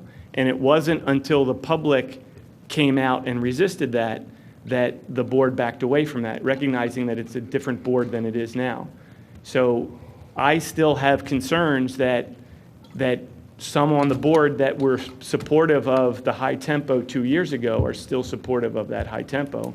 And I don't know why you wouldn't commit to the lower tempo if that's what you're now supportive of. Because I don't believe your low tempo is my low tempo is what, and honestly, what really matters is what our public wants. Yes, so that's what we have to be the ones deciding the tempo. And No, I that's why disagree. we need to decide It's that. the public who should be deciding. It's their asset. Okay, the public have spoken to us at many meetings, and they've told us what they want. It's time we can decipher what the public want. I think the public want low tempo, and we need to make that commitment. I think to the them. public really want that building to exist, and they want low tempo. There's a tension point there of how you make both work. And I don't want to tie the hands of our business plan authors to find a way to make it work. That's where, and I want low tempo too. I also want to make sure we have a realistic business Are plan. you comfortable with 60 events per year? Is that I'm not too going to many? put a number on it. I'm not going to do Okay, that well, tonight. That's eventually just we're my gonna have to opinion, put a number on and it, maybe the majority would like to put a number on it. I would not like to. Eventually, Well, we Don- have to put a number on it. We have to decide the tempo. This is what I think Christina Peroni produced in her research. I think this is your handwriting. It is. Thank you, Jim. But you said that the public was squawking or objected and there was backwash. Here she found in 2011, 122 events. But the vast majority of those events were small, so. There were so under I'll have 20. 120 times that the Ravenscliff Homeowners Association Right. meets there, and nobody will object. Everybody will say that's a great use of the park. But 60 weddings will cause people to object. So Don, if I could just address that issue. You guys did give direction to this group. You said you wanted low impact. That was in the RFP. Every time we've met, we've talked about low impact. And there was a conversation about trying to keep to the level of the 1990s. So I researched through a report that was done by the township what was the level in the 1990s. So thank you, Jim, for actually reading that. There were 150 events, but only 20 were large events. So you've already given direction. So 20 were large events, and that is consistent with what the public was saying as well. Right. So I agree with Elaine. Let it go. Those thresholds, though, I derived those numbers from your report. That's how I came up with that those are the numbers that, to me, reflect the 1990 tempo. And that is what Barton Partners is doing. They have heard that. We've talked about it at length. They have heard. So We they're could not have going to come 100 back with a plan for Absolutely not. 60 weddings? Absolutely not. We have already expressed that that's never going to fly in I this think- township because we read all the reports where it didn't fly. I think the words of Mr. Reiser at our last meeting are Brilliant. worth repeating. Exactly. He said, don't micromanage this. Yes. And don't prejudge it, Don. I just really don't think that we've defining appointed, the tempo of the park is micromanaging. We I think that's setting the policy. We have retained an expert firm. They have support of Christina's group, or vice versa. And there's now going to be public input. And there's no point in us sitting up here in the ivory tower and dictating to them what their findings should be. That's their job. Yeah, it's just such a nefarious way to describe it. I mean, it's like saying we hired an expert to tell us whether we want chocolate ice cream or vanilla ice cream. The expert doesn't tell us what we want. So I'm going to lose on this one. In politics, you lose all the time. So tonight I'll lose and we'll move on. But the reality is that we should set the policy, not have the expert tell us what the policy is. And the policy is the tempo of the park. Okay, so I think we're going to agree to disagree here, and is there any more comment? Well, hold on. Well, you have a motion that was seconded, so we should vote on it. I asked if there was any other but comment. before we, I guess, Christine, one of the things I was thinking about, though, was this: if we have an event that would be like the beer garden event, right? Would that be a large, or that would be that might be a process that would be a week or 2 weeks or something. So would that fit within these parameters, or would that be too high impact and be excluded? That's what the professionals should come back to you and say, hey, we're going to do, instead of 20 weddings, we're going to do 2 beer gardens, on Fridays, like Chanticleer, or you can bring your own wine. Whatever it is, I don't know what the public's going to say, but just let them bring it to you. And Barton also heard you say that they want options, that you want options. So they are prepared to give you 3 options at different investment costs. So they're going to give you an option for a lower capital, a middle, and a bigger capital investment. So then you guys can decide, and they're going to tell you what uses will support that. So it's all up to you. And I just don't think I don't want to micromanage it. I think we need to go to the public now. Thank you. Is there any other commissioner comment? Any staff comment? Any other public comment? I'm calling the vote on Don's motion with these restrictions of events. All in favor, say aye. Aye. All opposed, say no. Nay. And it fails for a lack of majority. And then the third one is a motion that the financial analysis include an analysis of the selective restoration, AKA what is commonly called the SARA option, and that this analysis be provided for comparison. Again, does somebody want a second? Again, I I think that falls in the category, in my opinion, of micromanaging. So isn't it And just the opposite, I would prefer not to do that. So, but aren't you just doing what you told me not to do on the previous one? That what you said is, don't manage it, open it up, because It's open. because If we they hired decide to come experts. to us, if they And- decide that and that's a what- great option, they'll and bring it to us. What I just did was try to open it beyond what was No, described, Don, and you're now trying you to closed tell it. them what one thing Yes, they I'm must consider. I'm trying to define the spectrum of things that are for analysis, and you're not going to get that unless you approve this tonight.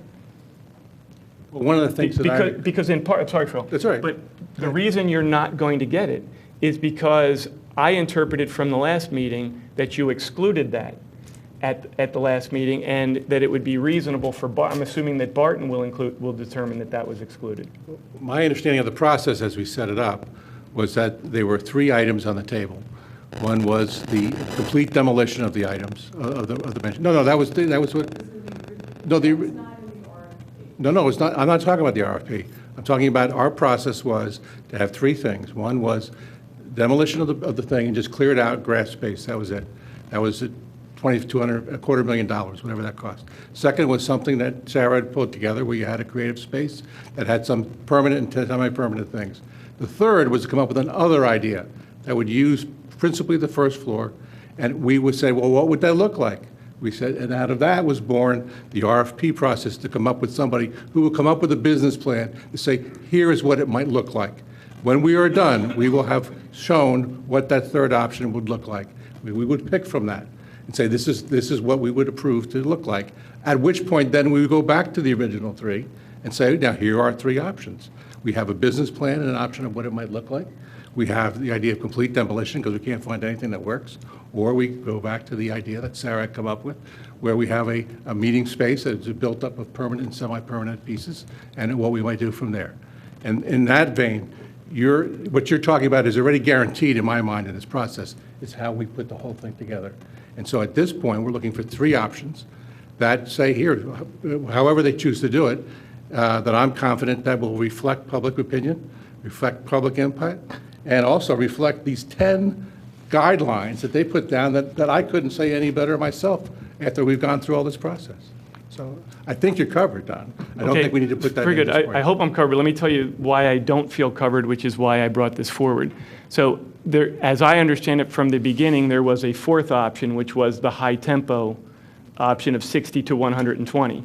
And I believe that when we decided on this process, we eliminated the complete demolition. As I understand, yes, we did eliminate the, yeah, we eliminated the complete demolition. We eliminated the high tempo option. We eliminated what we'll call the selective restoration option, and we centered upon that sweet spot in between, which was some manageable number, the circa 1990 use.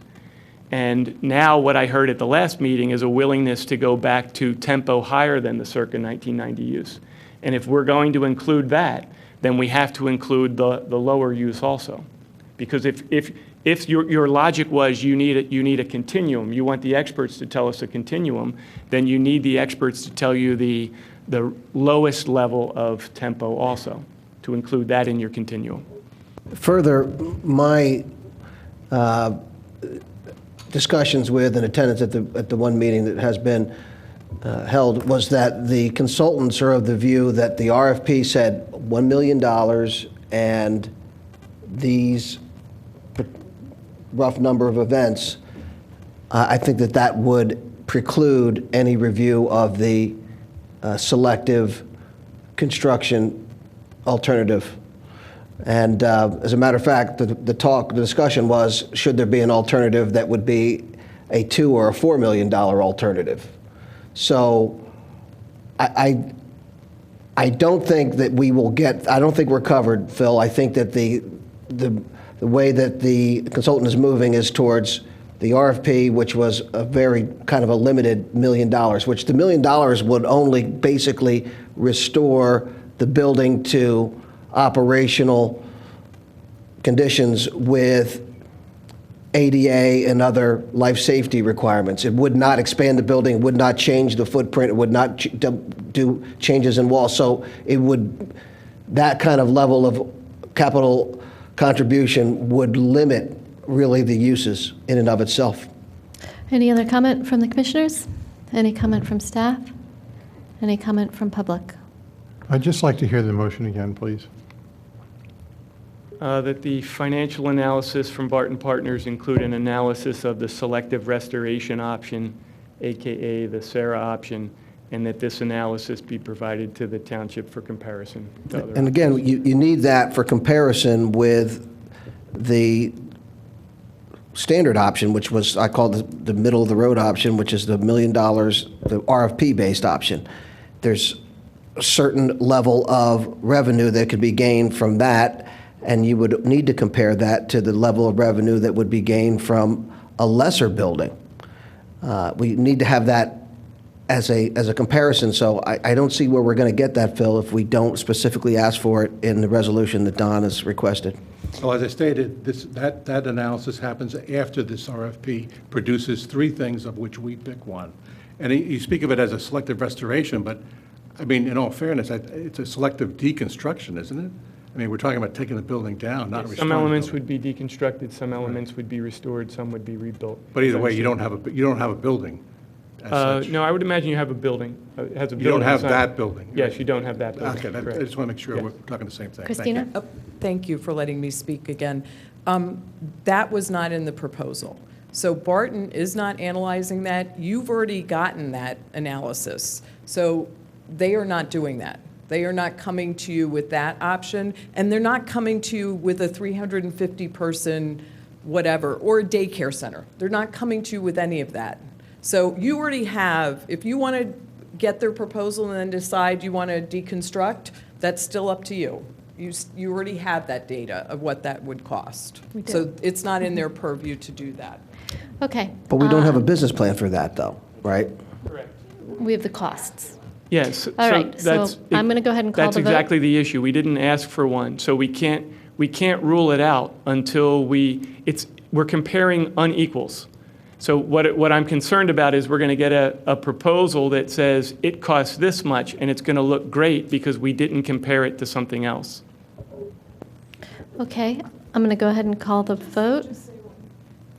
It's outside the scope of what you've already asked them for. So you would have to change the entire RFP process, which you may choose to do at some point, but that was never in the scope.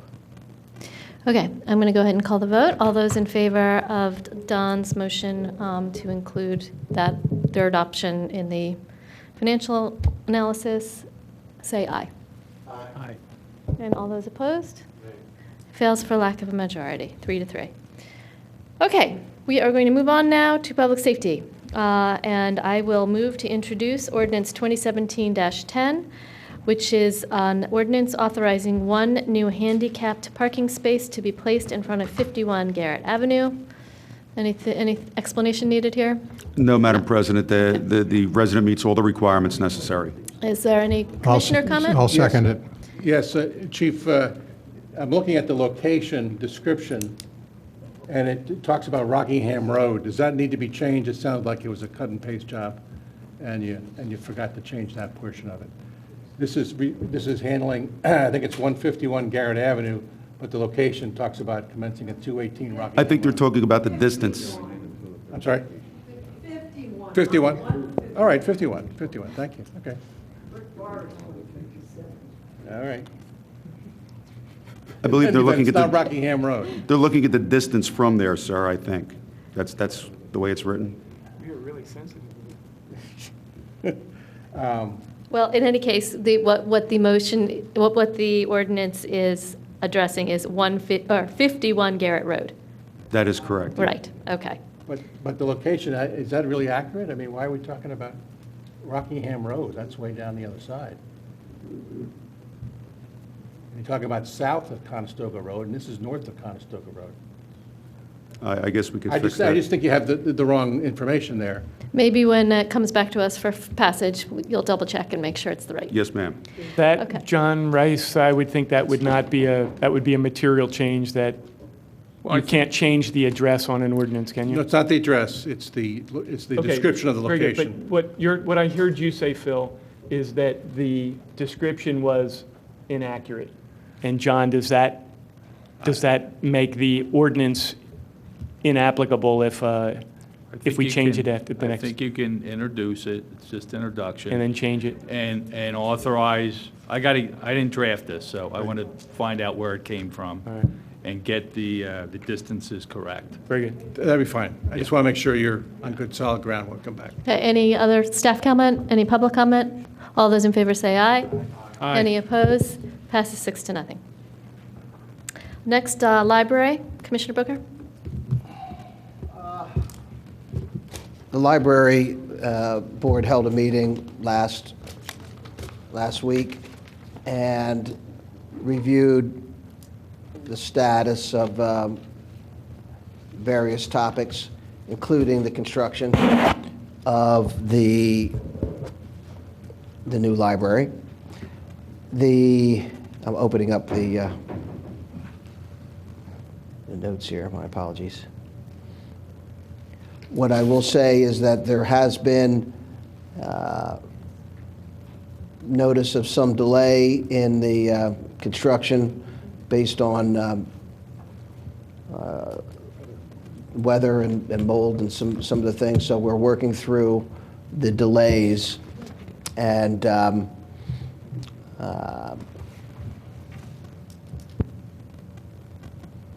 we'll have a more detailed report on that shortly. Hold on, I'm just opening this up again. Hold on. My apologies.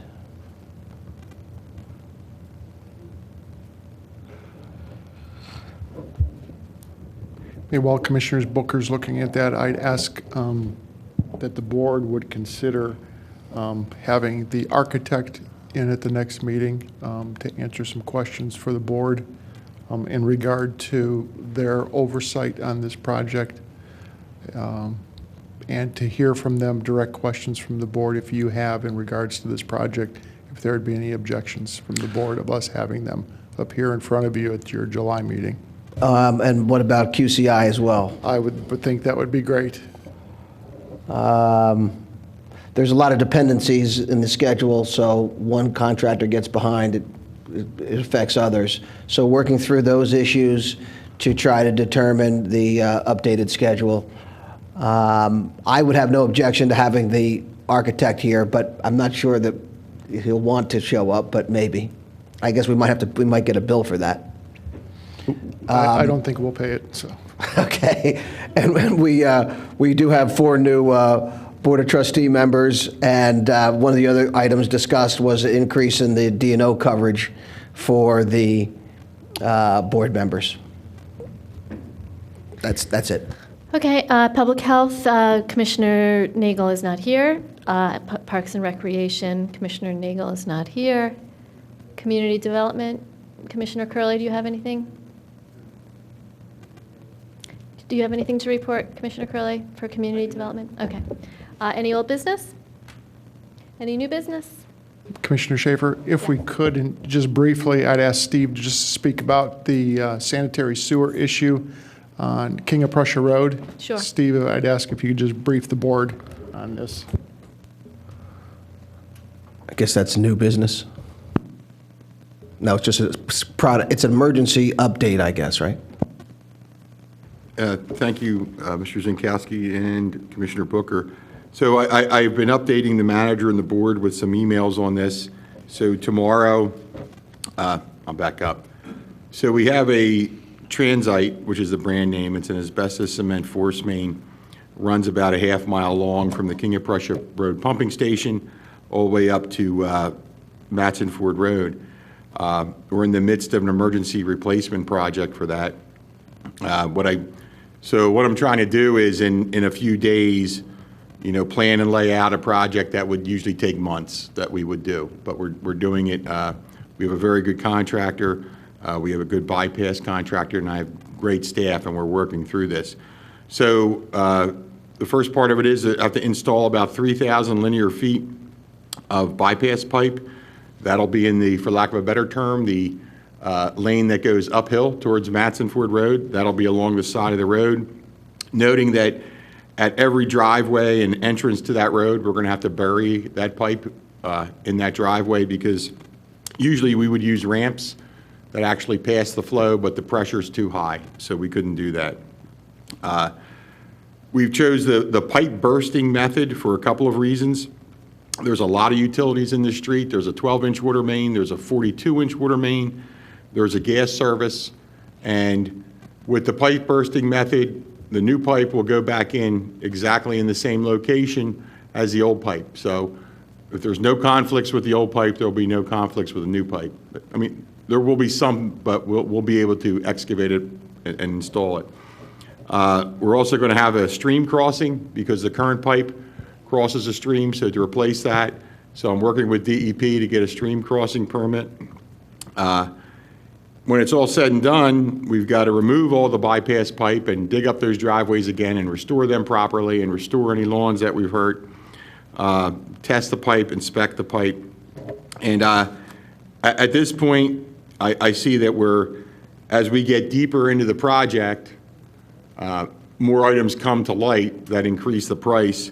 I see us between the pipe bursting, the installation of the pipe, inspections, we are going to have an inspector on the job, and along with the contingency, we're already in the $900,000 range to do this work. I think in my original email I had said 7 to 9, and I think we're going to be at the 9 area to do this. Makes me already glad we didn't commit a couple of $100,000 earlier tonight to I&I. And I don't have the price yet to bring to the manager and the finance director as required, working with the contractor on that. We're already going to start laying bypass pipe. We know we have to do that.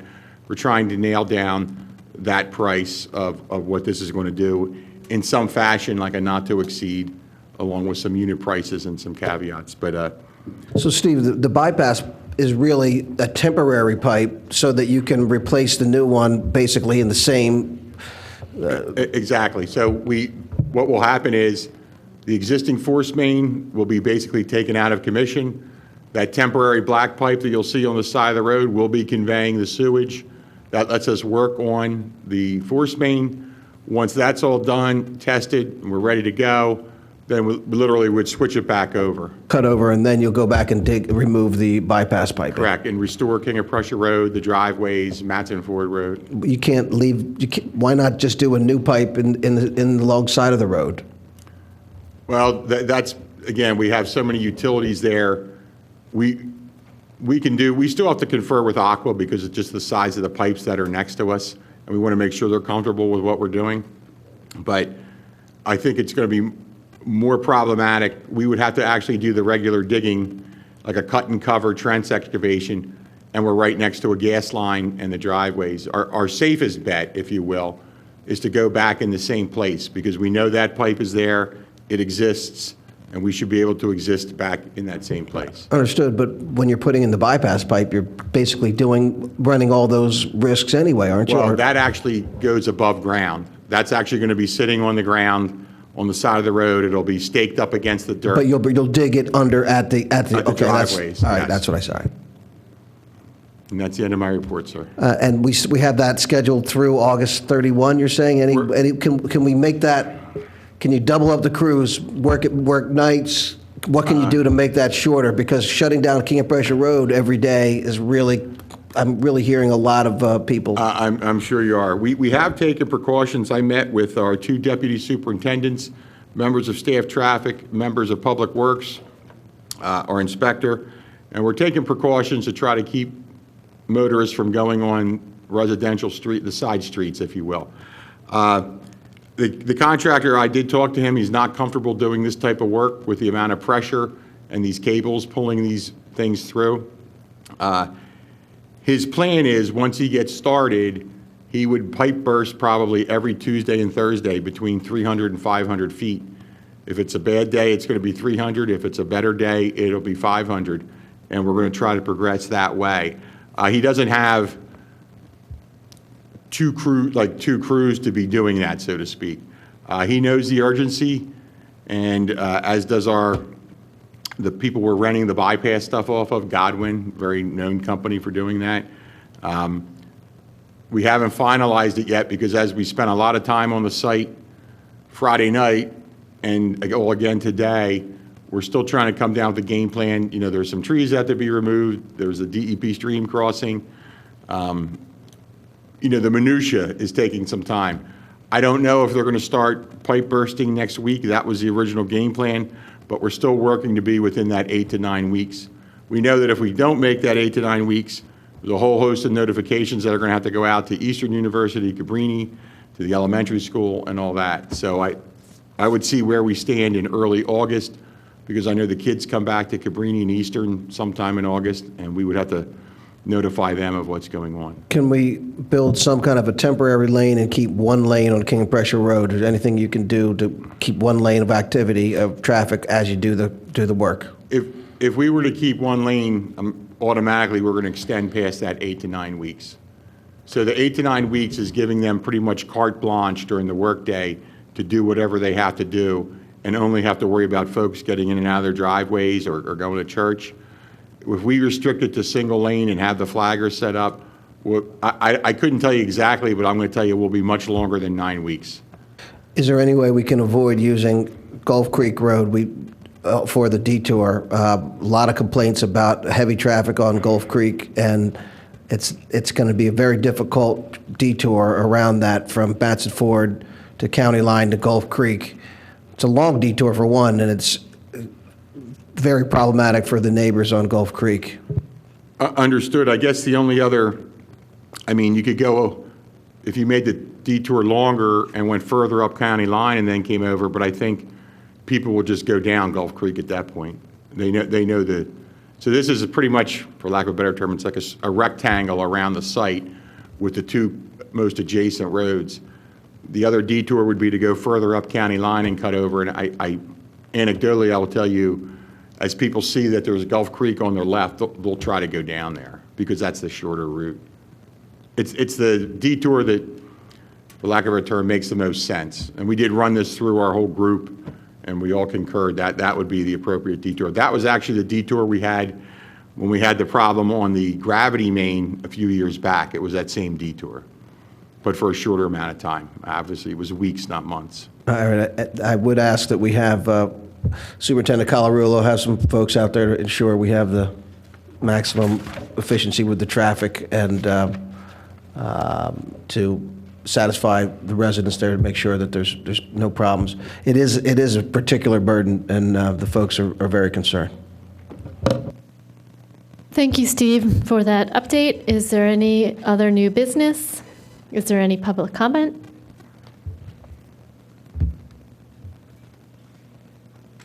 This has nothing to do with what you're just discussing. Right, this is just open public comment. Anything you want to say. That's nice. Ladies and gentlemen, good evening. I think you all received an individual email from me this past week regarding a detention system for the area by the AT&T building and a request for a non-disclosure agreement. I've put a few thousand hours into working on this plan, which I know will solve the problem with the North Wayne Basin. In the North Wayne Basin, unfortunately, well, when it was designed, and I, along with I'm sure everybody here in the room, was not paying any attention to it. I didn't even know that something was going on there. I assumed before the detention basin was built, it was just kind of a stream that ran through there. Maybe Jim Higgins knows. But Well, the basin did come along in in the 1990s. 98. Yeah. And our township engineer then was Duncan Hewley. He was the advocate for the system. I was not on the board then. I was on the board prior to those years. And to the best of my knowledge, there was no basin there. It was, we didn't have the floods that we have today. I'm sorry? We did not have the flooding that we have today back then. So But I don't know there what the was situation There was was. still water that had to come from the south side of the tracks over to get to Gulf Creek. I would assume, because it didn't come by miracle in the last, since the 1990s. Do you have any idea how the water was transported before? No, I don't, Jim. I'm sorry, I don't. I assume it was just an open, or Probably just streams natural were- flow, yeah, natural flow. Anyway, we've got a problem. We've spent a lot of money over the years with consulting engineers looking at the problem. They all say, yes, there's a problem. Some CH2M, they wanted to bring all the water down from Eagle Road to that basin. Jim, maybe I can help you here and save some time. I have talked with some of the members of the board about your request. What you'd like to do is have detailed discussions, technical discussions with our manager and our director of public works, or our engineer, I guess it is. Right. Well, I've tried to have, And- we did have a meeting. Yeah, but and they you've couldn't met. sign anything But in order, you want without, to take it further, and you want to get down to details. And in order to do that, in your judgment, to protect yourself from loss of your ideas, you'd like to have a confidentiality agreement executed by you and by the township. Wait, I'm sorry, I didn't hear the last part. I say you'd like to have a confidentiality agreement executed by you and the township Certainly. to protect your ideas from disclosure. Correct. I think that I'll let the other commissioners speak for themselves, but there's a feeling here that this is a little bit of an unusual request that we don't get. I don't think, to the best of my knowledge, we've never had such a request like this. If you have an idea, then you should present it and see where it goes and see if the township is interested in it. It's not like you have an invention, Jim. You don't have an invention that you need to protect from piracy, right?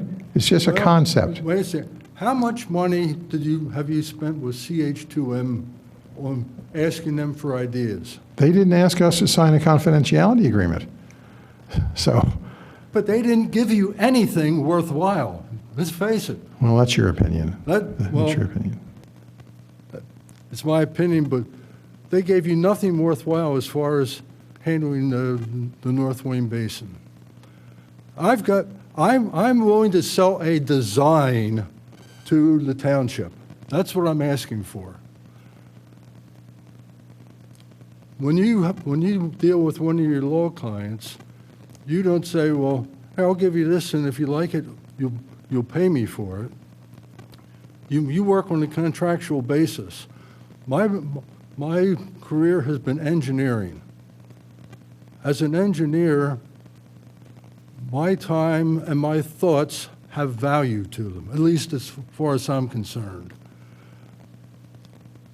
If the township is really interested in getting this problem taken care of, hire me. If it doesn't work, fire me. But I know my plan can work. Now, CH2M, they want to have West Avenue as a green street. Well, Bob has said that there's probably no likelihood of that ever being done because of security reasons. But my plan will actually totally eliminate the need for making it a green street because you won't have the flooding going down uncontrolled down to North Wayne Avenue, which is where it goes right now.